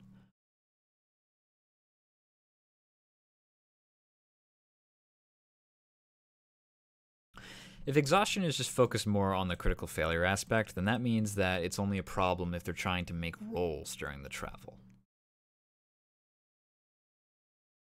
And that's kind of arbitrary, though, because that's just up to the DM to decide how many obstacles are between them and where they want to be. Which I guess is fine, because it's up to the DM anyway to figure out the difficulties of dungeons and bosses, so why shouldn't the DM also figure out the difficulty of getting to certain places? Maybe just getting someplace is the challenge.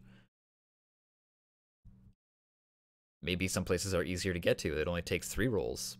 Maybe they succeed on all of them. Maybe they fail on all of them. Maybe they crit fail on all of them. They accrue a point of exhaustion. So when the next fight starts, if it's before a long rest, they have a level of exhaustion. Yeah, that's not bad. Well, then you can just change the ratio. Yeah, I could just change the ratio as well. I just think it's unreasonable for like players to be accruing 4 levels of exhaustion after traveling for 12 hours if all they're really doing is sitting on a horse. Like, why is that exhausting? Why should sitting on a horse for 12 hours of traveling through the countryside mean that when you finally get off the horse, you're suddenly bad at sitting, you're bad at seeing, you have disadvantage on every single ability check, and your speed is halved? Like, I just think that that's unreasonable. That's just an unfortunate result of this chart that we have made. It's not really, it's nobody's fault. It's just, I just think we're gonna have to say that that's not necessarily how that works. I think we're gonna have to disjoint it just a little bit. Yeah, I just use it as required. I do think that when a critical failure happens, it does eat up time. But I think that it's going to be independent of exhaustion. I think it just happens to be like, when you crit fail, you get a point of exhaustion, and an hour goes by. But the exhaustion and time aren't necessarily linked until, maybe if they're in a dungeon, I'd pay more attention to this. If you, see, there's already a time system in Dungeons & Dragons when it comes to exhaustion, because they'll do a thing where they just straight up say, if you don't long rest, if you go for like a certain amount of days without long resting, you get a level of exhaustion. Oh. Also, the rules state that finishing a long rest just reduces your exhaustion level by 1.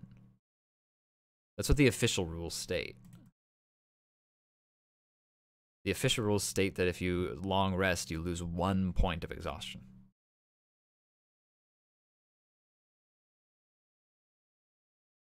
To which I'll simply reply, I don't think that was a good rule.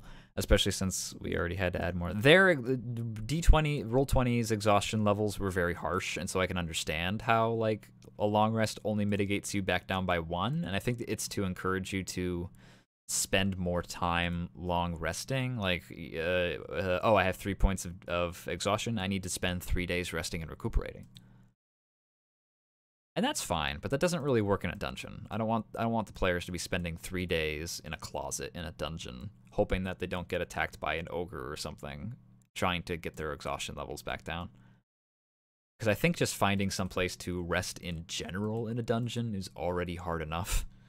Because like they have to encourage some form of, either they have to find allies to protect them while they rest, or they need to like hold up a fort, and then like I'll have to just judge like how well did they make their camp? Is it defendable? Is it hidden?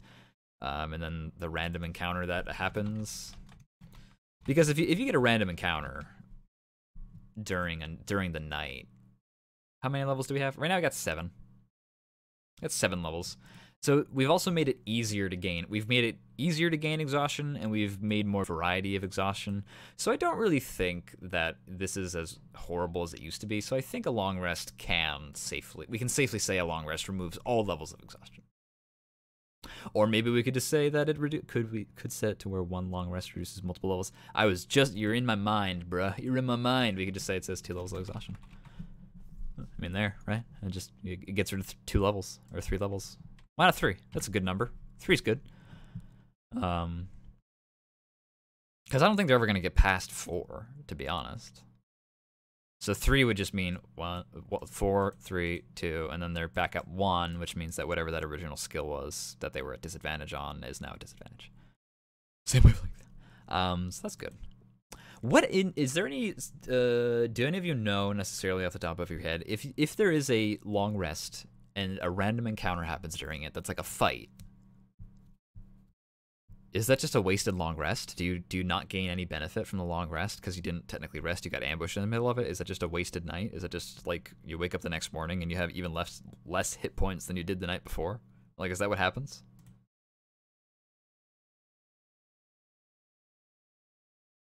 I'm reading about long rest on Roll20.net compendium right now.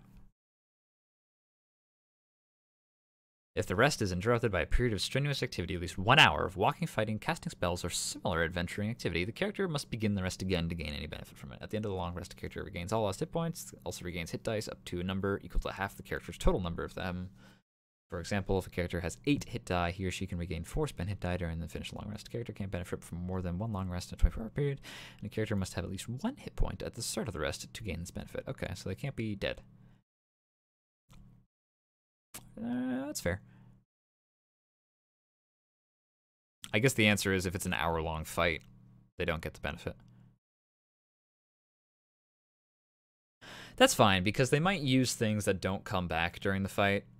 If even, like, fighting can still hold meaning even if you're long resting every day, because, like, sure, you get all your HP back and you get all your spell slots back, but you don't recover ammo. You don't recover explosives. You don't recover healing items. So that's fine. We'll leave that be. That's something outside the purview of tonight's. That's a that ain't broke, so we're not gonna fix it, is what it comes down to. Short rest, people can short rest as many times as they want. I think that there's gonna be different tables. I think when a person's long resting at night, it's gonna be a different table than when they're random, like than the random encounters that could happen while they're short resting. Because short resting is still limited by, oh, you know what? It should be more specific here. Short resting should not how many levels of exhaustion you get rid of should be linked to how many hit die you expend. That's what that should mean. Because that hit die is another resource that I want to call upon. So I think every time you expend a hit die, you can lower your short rest by 1. Yeah, that's good. That's good. Because on top of that, we can make another secondary rule to that, which either says that they can spend as many hit die as they goddamn well please, in which case they could just sit down, short rest, blow all their hit die, recover back to full health, be back on the top of their game, but now they have less hit die. And hit die are a resource, and you only have so many hit die in a week. because you only get half of your hit die back per long rest. So it's not like long rest will answer all your woes when it comes to your hit die issues. You're only going to get half of them back. So you're not guaranteed to get it all. So we could just let people say, I'm going to blow 3 hit die and recover all 3 levels of disadvantage. Maybe we could say that a real harsh rule on that would be if a short rest, you may expend as many hit die as you please, and you can lower, but you can only lower exhaustion by 1. You have to expend at least 1 hit die to lower your exhaustion by 1 level, and you cannot lower it by any more than 1 level per short rest, and that's independent of how many hit die you spend. Which means that players might end up having to weigh, do I want to spend all my hit die now and recover all my HP and lower my exhaustion by 1? Or do I want to try and save my hit die because maybe we can short rest later and then I can get another level of exhaustion? That's another, it's unnecessary complexity, really, but I don't know, I like it.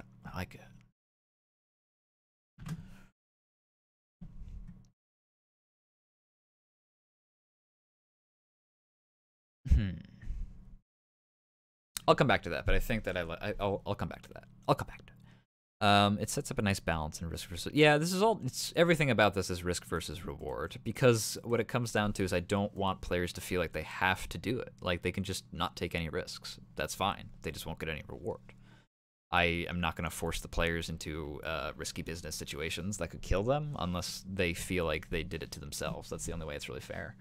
So I'm not going to do that to them. It's risk versus reward. If they want to take the risk, then they can do it. They can blow all their hit die and get all their HP back. They can do all their levels. Anyway, we'll come back to that. We needed these 2 levels. This has been the best part so far. We needed those 2 levels of exhaustion. That fixed a lot of stuff. Time, it's still funky, but it's not that big a deal. Time is just a case of... it doesn't really affect anything. It's just something for me, the DM, to keep track of, because things might change depending on whether it's night or day, and also whether or not time is going past. It might affect whether or not they miss certain opportunities. But it's usually stuff like, no, I don't think any NPC is going to die because they spent 4 hours doing something versus 1. Like, not usually. Not unless it's like literally this person's life is live in danger as we speak, in which case they wouldn't be taking short rests. And also, I don't think at that point I'm going to let a door stop them. They critically failed on a door and took them an hour to get through it. Yeah, I don't really like that. I don't know if I even like critical failures amounting to you wasted this amount of time on it. Unfortunately, the time system is... We might need to separate exhaustion from time and just let time be its own thing. Because here's what time. What does time do? What can we even do with more time as the DM? What does that mean? If we have more time, we can have time to say that monsters have moved. Monsters move in the dungeon if time is being wasted. Okay, what does that mean? Doesn't really mean much, because when the players enter into a room, they don't know where the lizard man was standing an hour ago versus now. It doesn't really matter. Unless the lizard man's now right in front of the door versus in the corner of the room where he was an hour ago. But, like, I don't think that it matters to the players unless they know. Unless they know, like, where each monster is going to be in an hour or even in a minute. I guess then maybe it matters. Time sets a boundary and can move fronts of action. Yeah, it can. For, like, big stuff, like, time means a lot. And that's, like, politics and... When I say politics, I don't even mean like big politics, like elections. I mean like politics in the case of like where factions are, or how long a battle has been taking place, and whether or not the battle has gone south or whether it's gone better and stuff like that. But like with time, I guess I'm gonna put in politics in that smaller sense, if you can bear with me on that one. So monsters can move. That doesn't really matter though. It can make them hungrier, like the longer that they spend. That's something. That's actually something, because the longer that they spend wasting time doing stuff is not really time that I don't want them to worry about it in the case of, like, the longer we take to complete this overall arching mission, whether or not it's 5 days versus 6 is going to impact who lives and who dies at the end of the campaign. It's not. But what it will matter is it will impact when they're going to have to long rest and if they're going to be able to long rest. That's what time really affects, is are you able to long rest? But what's stopping them from just resting during the day? Like, okay, well, we lost 2 hours yesterday. We'll just spend 2 hours tonight resting more. And I'll be like, true, true, fair.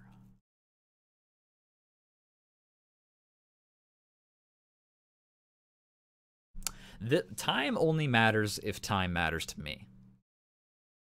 That's what we're coming down to. Time only matters if I am going to put in some kind of scenario, in which case the time matters. Because time doesn't matter to the players.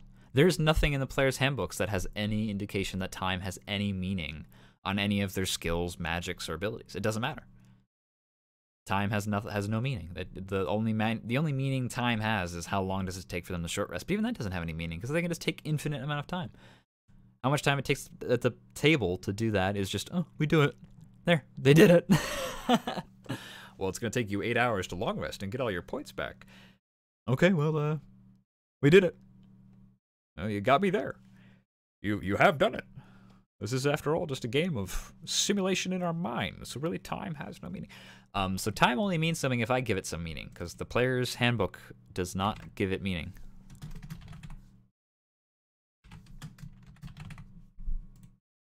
So what does it mean?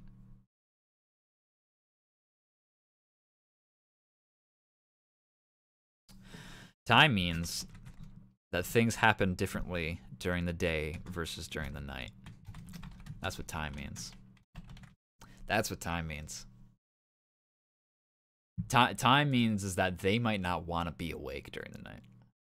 What do you want it to mean? I want it to mean that nighttime is fucking dangerous. I want it to mean that daytime is the best time to do everything. And that nighttime can be absolutely horrible. I think that's what I want it to mean. I want them to be scared. I want the sun to be going down, and I want them to be like, we fucked up. We should have made one less roll and saved one more hour so that we could have set up camp 1 hour sooner, so that we would have been hidden by now. Because night means something. But what does it mean? What does night mean? What does it mean? Night. At the very least, it means it's a different random encounter table. And I imagine that it would be harder. But if I'm going to make them roll on a long rest for a random encounter anyway.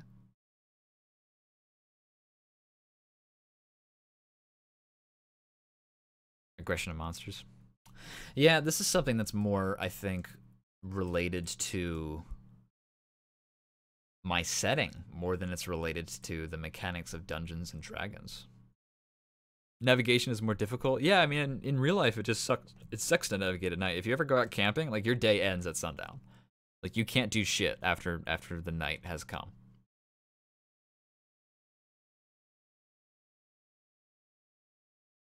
I'm just a little disappointed because I was hoping to find some kind of mechanical reason that time has a meaning, but the answer is there just isn't. There is no mechanical benefit to keeping track of time in D&D. There's only story reasons to keep track of time in D&D. Sun's celestial affinity is altered. Yeah, stuff like that. Time is only meaningful to what the DM's campaign setting prescribes to it. So I think that just has to that comes back to me deciding what does it mean. I think short rest is going to have a daylight random encounter, and then a nighttime long rest is going to be a bit different. Ideally, you don't long rest in a dungeon to begin with, right? Like, that's not how it works. You long rest at the safe town. I'm pretty sure that's how most D&D settings are. You don't long rest in the dungeon. And so I think long resting in the dungeon to begin with is an inherently dangerous thing. But to be honest, completely forgetting about time in general, just forget about the time. Forget about the time. Forget about it. Forget about it, man. Dude, move on. Dude, forget about it. Just keeping track of critical failures, levels of exhaustion, short resting versus long resting, and how it affects exhaustion, and also your spells and your HP.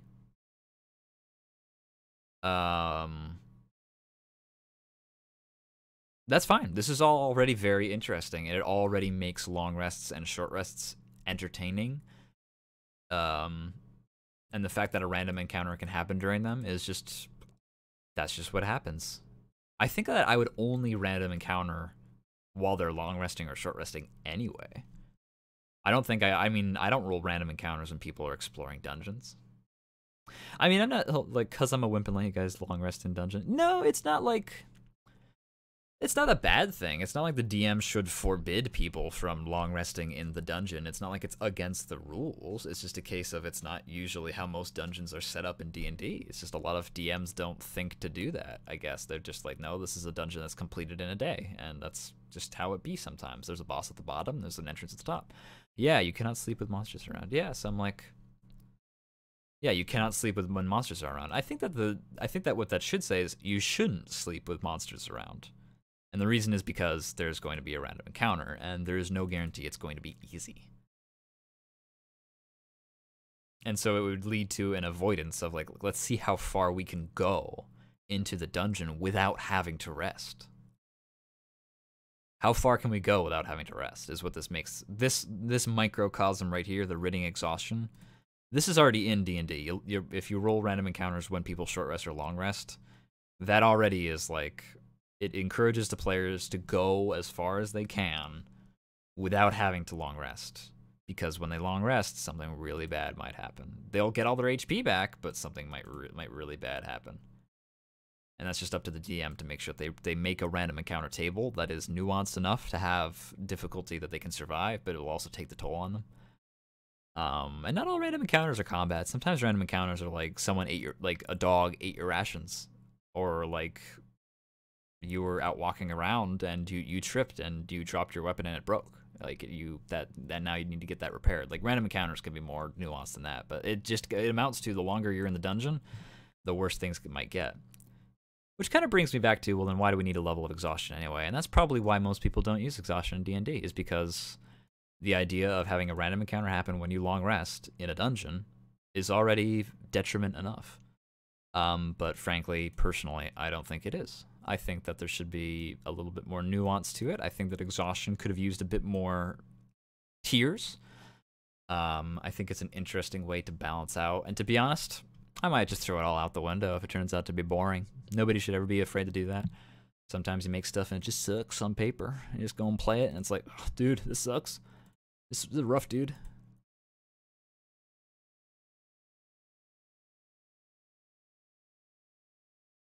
Yeah, I think rations should, one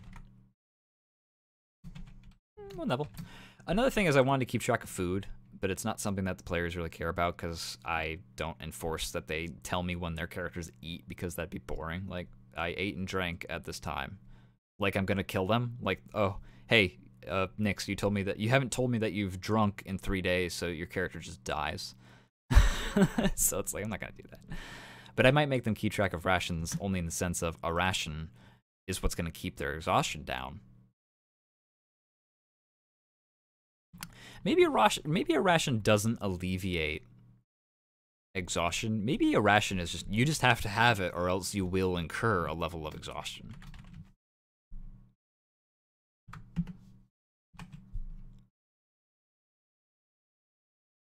Because that would also give my players more things to spend their money on, because right now there's a huge overly complicated store that they can buy stuff from, but they have a tendency to only really like 4 or 5 things per update anyway, and they usually end up with a lot of leftover money. And so I'm trying to give them incentive to worry a little bit about their money. I'm not going to make them like literally pay for every single beverage, lunch, dinner. Yeah, food is necessary. So I think that when it comes to exploring, like I feel like the players understand that when they're doing an expedition, when they are exploring, when they're on an adventure, that the rules they work differently. And I think that that's when the rations come out. That's when like food and stuff actually matters. Also, it gives me one more thing that I can reward the players with. Like, I don't plan on making it be like, you're limited by how many rations you brought. Like, it could be a case if they find more rations. Maybe one of the random encounters is that you found a ration. Like, not all of this is just based around ways to fuck over your players. A lot of this is like, yeah, you're coming up with shitty things to do to your players, but a lot of it is like, it sounds really like savior complex, but it's like, you come up with reasons to not kill your players just as many times as you come up with reasons to kill your players, and that's the fun.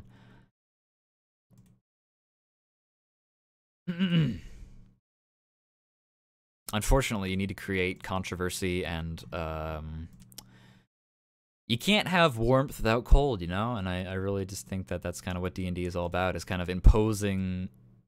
We all just agreed on these rules anyway. Like, some guy named Gary Gygax came up with it to begin with, and we all just said, yeah, that's good. We're all going to play by those rules. So, no, it just makes it interesting. Yeah, I got to make it interesting. I don't want to make it overly complex. That's the only thing. It's like, I want to make it interesting, but not complex. And so really the only rules that I've come up with tonight that are going to be new to my players and new to players in general around the world is, if you critically fail, you occur 1 point of exhaustion. And here's the new exhaustion table. When you're resting, you can get rid of exhaustion. Here's the little exhaustion table that tells you how to get rid of it and how to not get rid of it.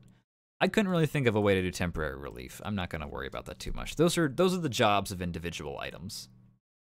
Shift cell up, yes. I think that this is handled. I think that exhaustion is now, we've redefined exhaustion to be more useful to us. It makes it so players feel like it's simulated time is what it is. Because time, once again, time has no meaning. So simulated time is good, and we simulate time with how many rolls have you made? The more rolls, the more chances you have of critical failure. The only issue I might have with this is that everybody has the same chance to critically fail, which means that, because everybody can roll a 1 just as likely as anybody else can roll a 1. Everybody's using a d20, right? That's how it works. But that does mean that modifiers don't do jack shit. Whether or not you're good at something is completely independent of whether or not you'll critically fail. Critical failure is going to happen 5% of the time regardless of what your modifiers are. No matter how high your dex modifier is, you're going to critically fail 5% of the time, just like you're going to critically succeed 5% of the time. Because even though you can add numbers and maybe get like a 37 on a roll, that's cool. But there's still only 5% chance that you're adding your modifiers to either a 1 or a 20. Is that a good thing? Maybe that's a good thing. Everybody has the same chance of failing. That means that no matter what anybody does, everybody has a chance of incurring exhaustion. It puts everybody on an equal playing field. That means nobody's more likely to survive than the other. It does mean that things like survival and constitution checks are limited only to their base use of survival to track or figure out where I am and otherwise read the environment. It makes survival more based around how do I prevent, like, maybe I use survival and I find a ration, right? Like, I find a way to, like, survival's got nothing to do with how exhausted you become. And this also means constitution, because I'd be a little worried about, like, a huge constitution build, like a barbarian who has, like, +8 constitution or something like that. Like, if it was linked to what your constitution was, it means that fighters would inherently be really good at that, even though the fighter isn't necessarily the one most guaranteed to be the best at surviving in any given situation. In that sense, like, yeah, they're the best at surviving because they're physically hardy, but that doesn't necessarily mean they know their way around the wilderness that they're currently in, or like whatever environment they are. So yeah, I think I'll leave that be. I just wanted to mention that to you guys so you didn't feel like it was left out, is that the critical failure chance is completely ignoring who it is and what they are. It does not matter. It does not matter what the level is. Everybody has the same chance. Let's maneuver this around a little bit. I think I'm just gonna copy paste this into my chat for the players. So I'm gonna make this a little bit more readable.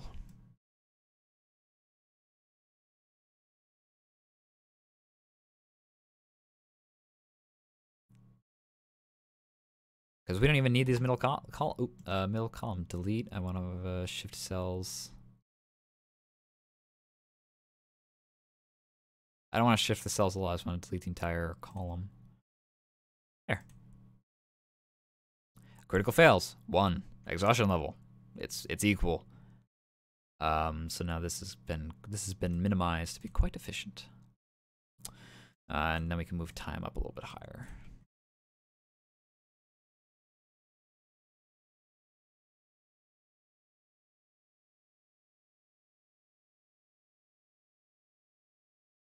And then we have ridding exhaustion right here. Well, we don't necessarily want that. I already know that a random encounter is what can happen during these various things.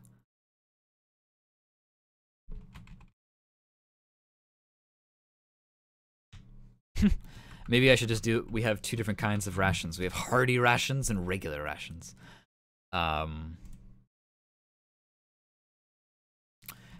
Rations you need to stave off exhaustion. That's just a given. But I think that there might be various items that do alleviate.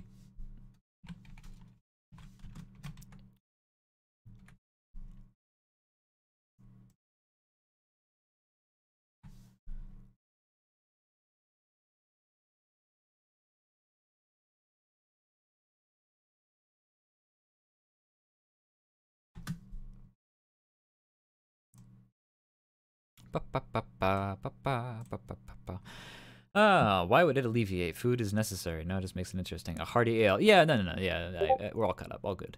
Yeah, if they have to have at least 1 ration per day or something, 1 ration per rest, to not become exhausted to begin with. And I think that there will be certain items that are they do recuperate your exhaustion on top of long resting or short resting. So I think that that's going to be like items that can't necessarily be bought from the store, but they can be found, or maybe they can be bought from the store, and it's just one more thing that is useful to the party in a more mundane sense.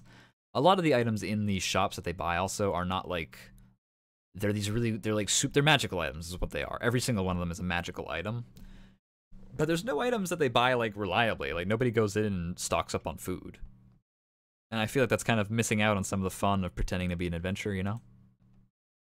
So I hate to say that I'm creating problems so that I can then solve them with money, but I mean that is kind of what's happening here a little bit. I don't want to lie. We've created a problem, exhaustion, which was already technically in the game. It's just it wasn't very good, and now we're gonna find ways to make it more interesting. So now we have the time thing. I think exhaustion's solved. We're gonna get rid of that. So we have the time thing. What happens with the time? Time's time. What's time mean? So what's time mean? Time means nothing. Time is fake. I guess let's all just brainstorm, right? What's stuff that can what can time change?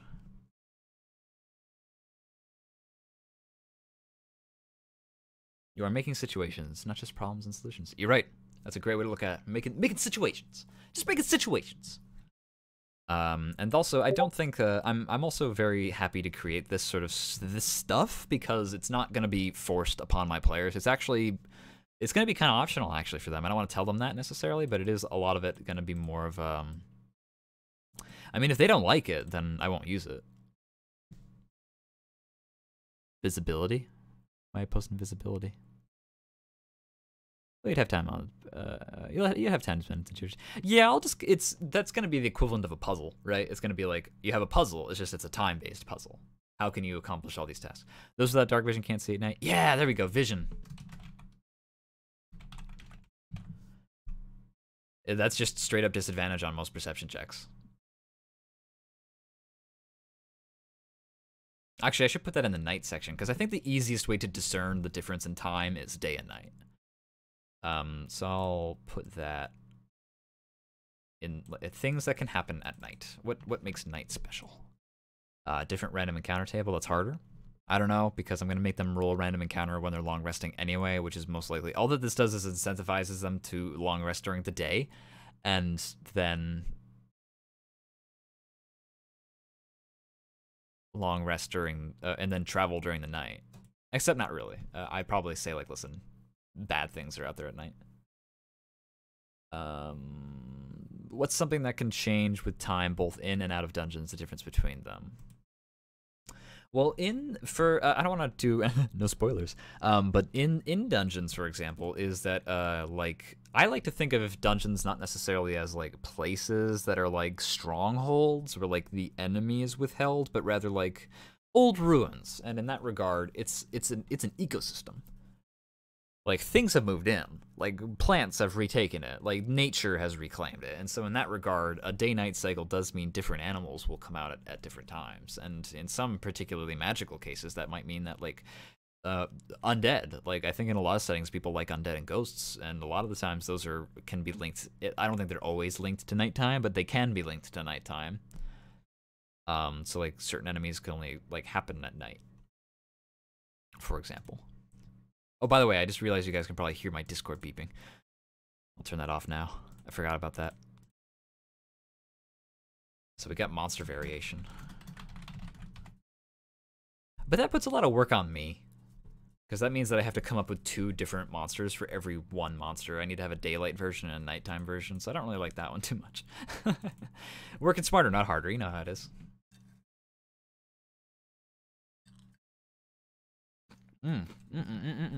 Snack time.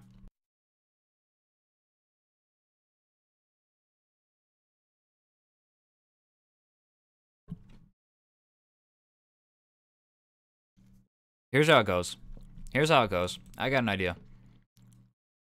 They're gonna have to make a nighttime random encounter roll anyway because they're long resting at night. I think the difference is that every hour that you are out at night, that's a random encounter, babe. I think that encourages you to go to fucking bed. Go to bed quick. Go to bed quick. I like that. Yeah, time, you're right. Time is... All that matters is what we prescribe to it, and I think what I'm going to prescribe to it is every hour you're out at night, you make a random encounter. And it might be good, it might be bad. If you just go right to beddy buys, if you just go right to sleepy sleeps, you only make that one random encounter. But if you're out after fucking nighttime, I'm probably going to say, what is nighttime? Like 6 o'clock? I'll probably just say 6 o'clock is nighttime. Because that way we're on the half 12, which makes it easy to math. Which you're right, but you could... hold on. What's something that can be changed with time, both in and out of dungeons? The difference between... but you could also just ask for help, too, when it comes to menial shit like that. Meh. Menial shit? What do you mean? Oh, you mean like I could just go online and like find random encounter tables and stuff like that? Like, hey, DM's Guild, what do you do when players are... how do you keep them from long resting nonstop? What happens at night versus day? How do you use time in your campaign? I probably could. But then what would I stream about?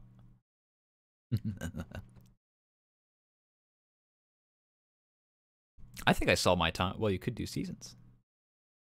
I could do seasons too. I don't think that they're going to be on the planet long enough for seasons to have an effect, but if I were running a more normal D&D campaign where I did want to keep track of how many days, weeks, and months have gone by, I think seasons would matter a lot. And I think that I really do want to run a game someday where it is like time is slow, like time is sped up, if that makes any sense. I noticed that a lot of things in my campaign were taking place over the course of like I finally mathed it out, and it's like, you did this over 3 days. And it's like, that doesn't make any sense. How did you do all that stuff over the course of only 3 days? And I found myself being a little stymied by that, and so I told the players, like, listen, I'm going to pay more attention to time. But then the answer was like, okay, well, if we're paying more attention to time, then what am I doing every day? Like, I want to be doing, like, what am I doing? And then the answer to that was like, okay, well, I guess we have to come up with what do you guys do on the downtime? Like, there's jobs that you guys have to accomplish. What do you do? And that turned out to be really cool and really fun. And I'm really happy that we did that because players ended up coming up with like pet projects and side things that their character was doing when nobody else was around. And it helped alleviate the pressure of like, how come these people trust you so well after only knowing you for like 3 days? Because now it's been like weeks and months, which is good. But that also begs into question seasons, like you just said. To bring it all back around, I want to play another campaign or run another campaign where, like, even deciding what season to do things in is a question for the players to ask and answer. Like, do you want to try and make this trek in the winter, or do you want to wait until the springtime? And if so, what does that mean? That means that maybe you have to spend more money in order to live that long, and that's money that you might not have in the future. And I feel like money and time are things that can be linked very easily. Because once again, time means nothing to the players because they can just say, well, we do it, and that's fine. That's completely fair. It's not a problem. That's how the game is designed. That is the way that it goes, and that's not an issue. It's just that time equals money. Why, if it's easier to do the campaign of going west and conquering the far mountains because our player characters are kings and queens who own a great army and we're trying to stop the evil. And if it's easier to do that trek of their armies in the springtime, why wouldn't they? And then the answer is, well, I have to come up with reasons why. What's the risk? What's the risk, DM? The DM has to come up with a risk. And the risk is probably like, oh, it's going to cost you money. Every week to maintain this army is another like 500 gold down the drain. How much money you got? Like, you guys tell me. And so that might be another scenario. And that's another reason why I wanted to have rations, is because that is the equivalent. how many rations you got, how much money you got, how long can you afford to be down here, how long can you afford before you have to go back to the local town and stock back up again, and stuff like that. Hopefully they won't risk their characters too much, but there also might be things where now we're getting back into like story, and I said there would be no spoilers, but I am just gonna say that you were like, yeah, well, what does time mean, and what are some things that you can do with time? And I've got some answers, but I can't say them actually because the players need to find out in the session. But certain opportunities might only be available at certain times a day, for example. And I really want to stress that when I say opportunities, I truly mean them as opportunities in the optional sense. I am never going to say that you have failed and an NPC that you love is killed because you were an hour too slow. I'm never going to do that ever. That is not dramatically satisfying to me, and also I feel like it encourages my players to go just fucking nuts with, like, we have to finish the main story quest, quote unquote. Like, we came here for a mission, we have to accomplish it as soon as possible. When I don't want them feeling that kind of pressure. I want them to feel like they can linger at least a little bit in story, if not necessarily like wasting time at the table. But like, I don't want them to feel like they're always in a rush. I don't want them to be always in a rush. I don't want them to be in a rush because I always have to be in a rush then. I want them to slow down and smell the flowers every now and then. The flowers in this case being very well-crafted dungeons and amazing places to explore. They will be fun, I can promise. Stand by while I take it on the snack break. And by snack break, I mean put a cracker in my mouth and chew it softly.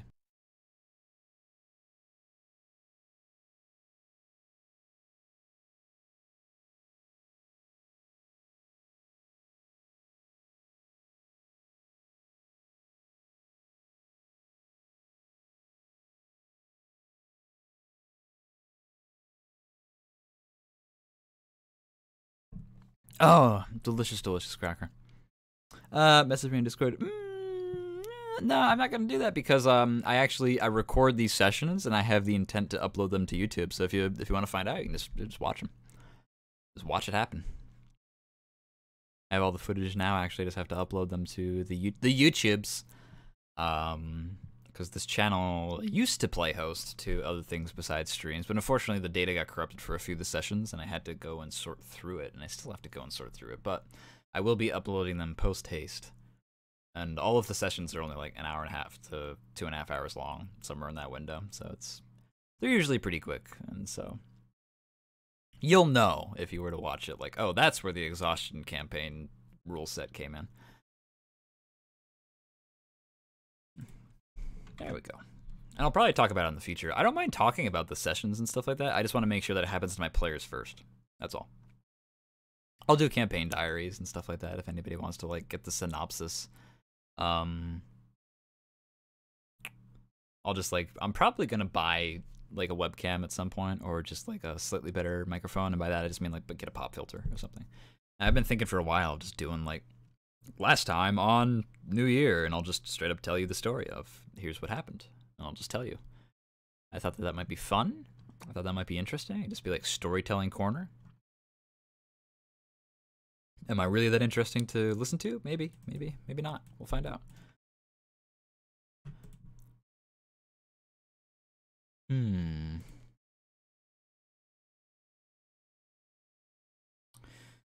Blondie's optional rules. Because these are already optional rules, so his are optional. His main optional rule is that the first person to try something gets to try it for free. No risk of exhaustion. And then his other optional rule is after that, if somebody wants to take the chance, they have to be proficient in order to even have the chance to begin with. And that would stop people from... That would stop everybody from dogpiling onto rolls to just all 6 people in the campaign setting going and making the Arcana check, even if they're not necessarily good at Arcana. I don't know if that's necessary. I think I've had plenty of instances where I'll just tell players, like, I'm sorry, but there's no... Your character would not reasonably know that. Sometimes it's linked to proficiency, sometimes it's not. Sometimes they make rolls that I'm like, yeah, your character would know that, because I know your backstory, and though you're not proficient in nature necessarily, I do know that you would be familiar with this creature. So yes, you may make a nature check on this. Should that have an effect on the exhaustion? Maybe if you're proficient in something, it protects you. It does give you one free.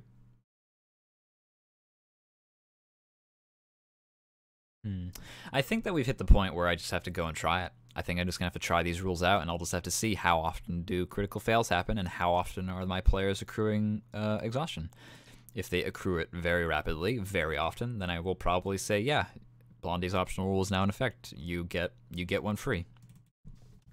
If you make the first roll to do something, even if you critically fail, you have no risk of exhaustion. If you try to make a subsequent check and fail, then you will get a point of exhaustion. That's going to be the optional rule that we might have to put in if it turns out people aren't getting exhausted enough or they're getting exhausted too often.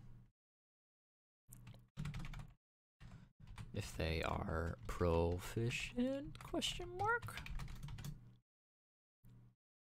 And what about subsequent rolls? Maybe subsequent rolls, like if you wanted to do double dipping, if you're like, well, can I just roll again? Maybe it's like, well, maybe you can, but now if you fail in general, you're going to get 1 point of exhaustion, not just a critical failure. I don't think that's necessary, though. I feel like that would be too much. But that's the limit. If I think that's the dial, that's the way I can fine-tune this. If they're getting exhausted too much, I can say your first roll is free. You don't have to worry about getting exhausted on your first roll. It's only on subsequent rolls if you retry. If it's not happening enough, I might say every time you make a check on something, you have double the chance of getting exhausted than the previous one. The first time you try to do it, you're gonna you immediately get exhausted, and then the second time you do it, you get exhausted if you roll 2 or below or a 3 or below, and then it just goes up like that. Or maybe I'll just say, yeah, you could try again, but if you fail, now you have 1 level of exhaustion, period. And that would probably be the hardest. That'd probably be the hardest one. That'd probably stop people dead in terms of wanting to do rerolls on stuff. I imagine a lot of players would just be like, it ain't worth it. I'm not going to try again. Which I don't necessarily want to do. I do want them to roll. I don't want to make rolling so scary that they just stop doing it. They just like, I'm not going to take the chance. I already have 1 level of exhaustion. I ain't doing it. You can't make me. That is part of it. I don't want to turn them into I don't want to give them anxiety. So I think we answered our questions. Long distance travel. Ooh, did we solve long distance travel? Yeah, I think we did, because we can just use the exhaustion level for long distance travel. Long distance travel, I'm just gonna have to say well, looky here. 4 hours, 8 hours, 12 hours? Are you telling me that there's 3 groups of 4 in every 12-hour period? Does that mean that every 4 hours, if they're traveling every 4 hours, maybe every 4 hours of travel, I'll make them roll some kind of check to see if they accrue a level of exhaustion. Or I'll just give them some kind of obstacle in general. Really, I should, as the DM, be making travel more interesting anyway. Like, how do you cross this river? And you come across this random object, or there's a cabin off in the distance. You see rising smoke, like, stuff like that that distracts them.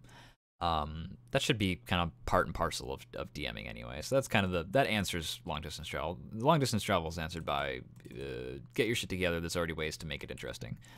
And now I can link it to exhaustion if I want to, because I can just say, you rolled a critical failure. Now you're exhausted.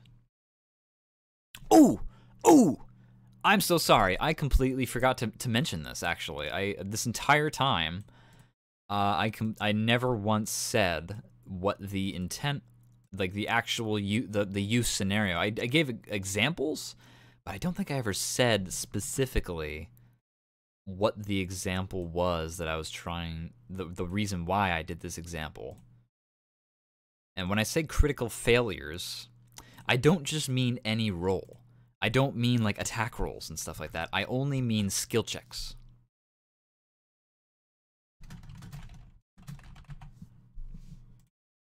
That was my only intent. So attack rolls, I would not have attack rolls trigger critical failure, which triggers exhaustion. I would not do that, because a lot of rolls happen during combat. Like, a lot of rolls happen during combat, especially with fighters who like have 3 hits in one go. Like, that would be unfair. That means that a fighter would have literally 3 times more likely to be exhausted compared to everybody else with these rule sets. It's not really fair. I mean, that's cool, because it's like, if you want to be a fighter, then you're gonna get more exhausted faster.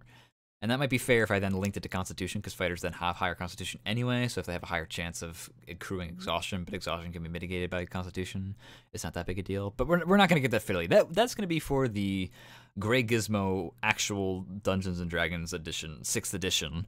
Like, those would be rules that I'd put into an entirely new system. Those aren't rules I'm going to homebrew onto 5th edition. I'm not going to try and do that much work. Yeah, these were just critical fail only on skill checks. Things like acrobatics, athletics, arcana, investigation, perception. That's what this is for. Just to be clear. Just to be fully forthright in that regard. Just wanted to make that clear before I went any further. Time, I'm just gonna have to remember that time equals money. I'm just gonna have to find that's the easiest way to deal a blow to the characters. I've given them a huge store to buy stuff from, and a lot of it's really useful stuff that could be like game breaking in the right hands. And I think that if I take away some of their money and their ability to buy those items, that is a legitimate risk reward scenario for them.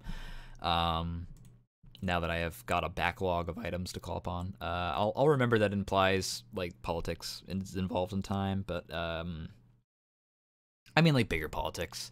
Like maybe the Mondanian Empire will have expanded a little bit more if they took like an extra week to do something, but like I don't think they'll ever feel the effects of that. They're not playing diplomacy.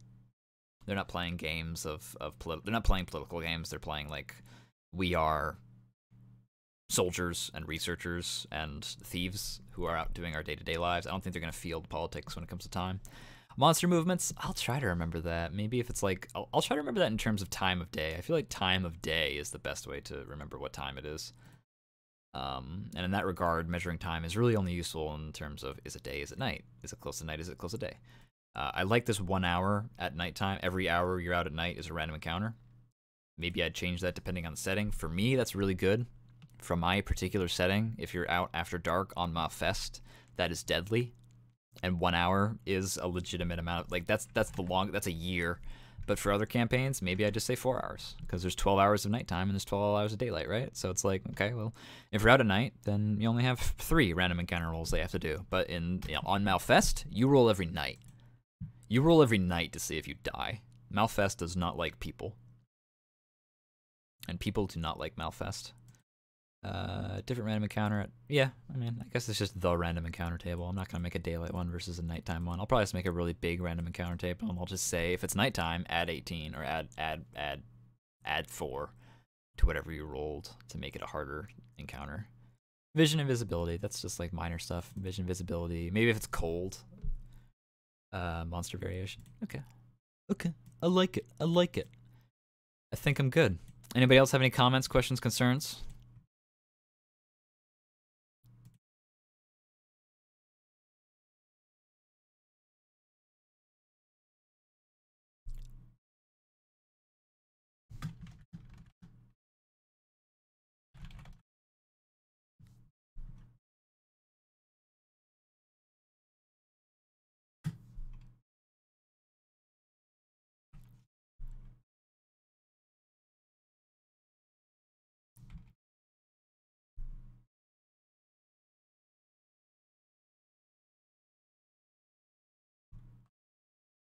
Nope. Yeah, that's fair.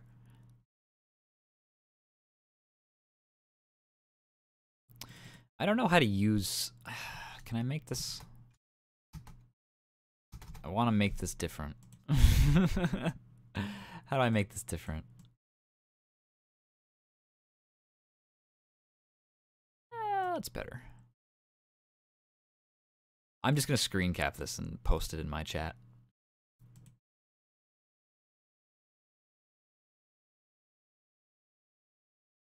Let's see here. Can I get immunity from exhaustion because you're part robot? Nope. No, you cannot. Everybody is at the same level of exhaustion, because no matter what race, style, or thing you are, no matter what it is, there is still something that can happen to you from exerting yourself for too long. I mean, machines, even in the factory that build cars, have to be lubricated and have to be taken down and repaired. Like, there's nothing that you... Time does not discriminate. Time is the ultimate equalizer.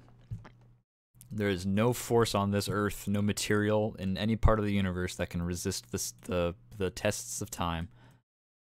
And for us in our little D&D campaign, that means how long you're spending in a dungeon, pushing yourself to the max.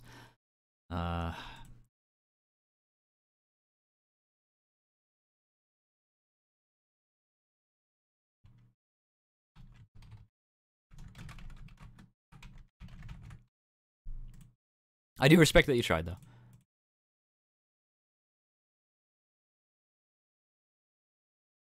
I'm going to change this from short rest to expend a hit die.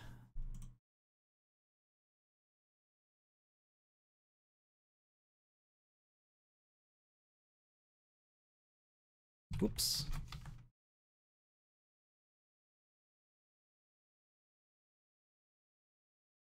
And then this can be done once per short rest.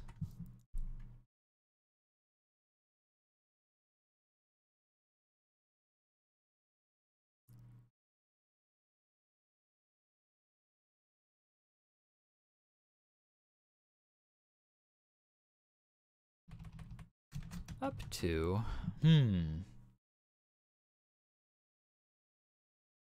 gonna say up to 2 levels of exhaustion.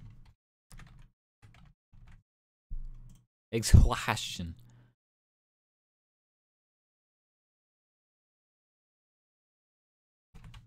Do I not know how to spell exhaustion? I don't, but like, I'm not be so mean about it.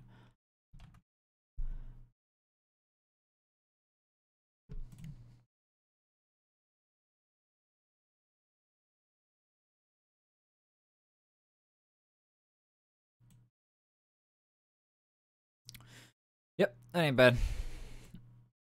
This is the part that's actually worthwhile to me. So I'm going to save this. This part over here is just sort of like notes. Notes for me as the DM, reminders. Good stream stuff. I want to have a visual. I don't want to just be talking while writing on a notepad while I stream. So this is good. Critical fail on a skill check.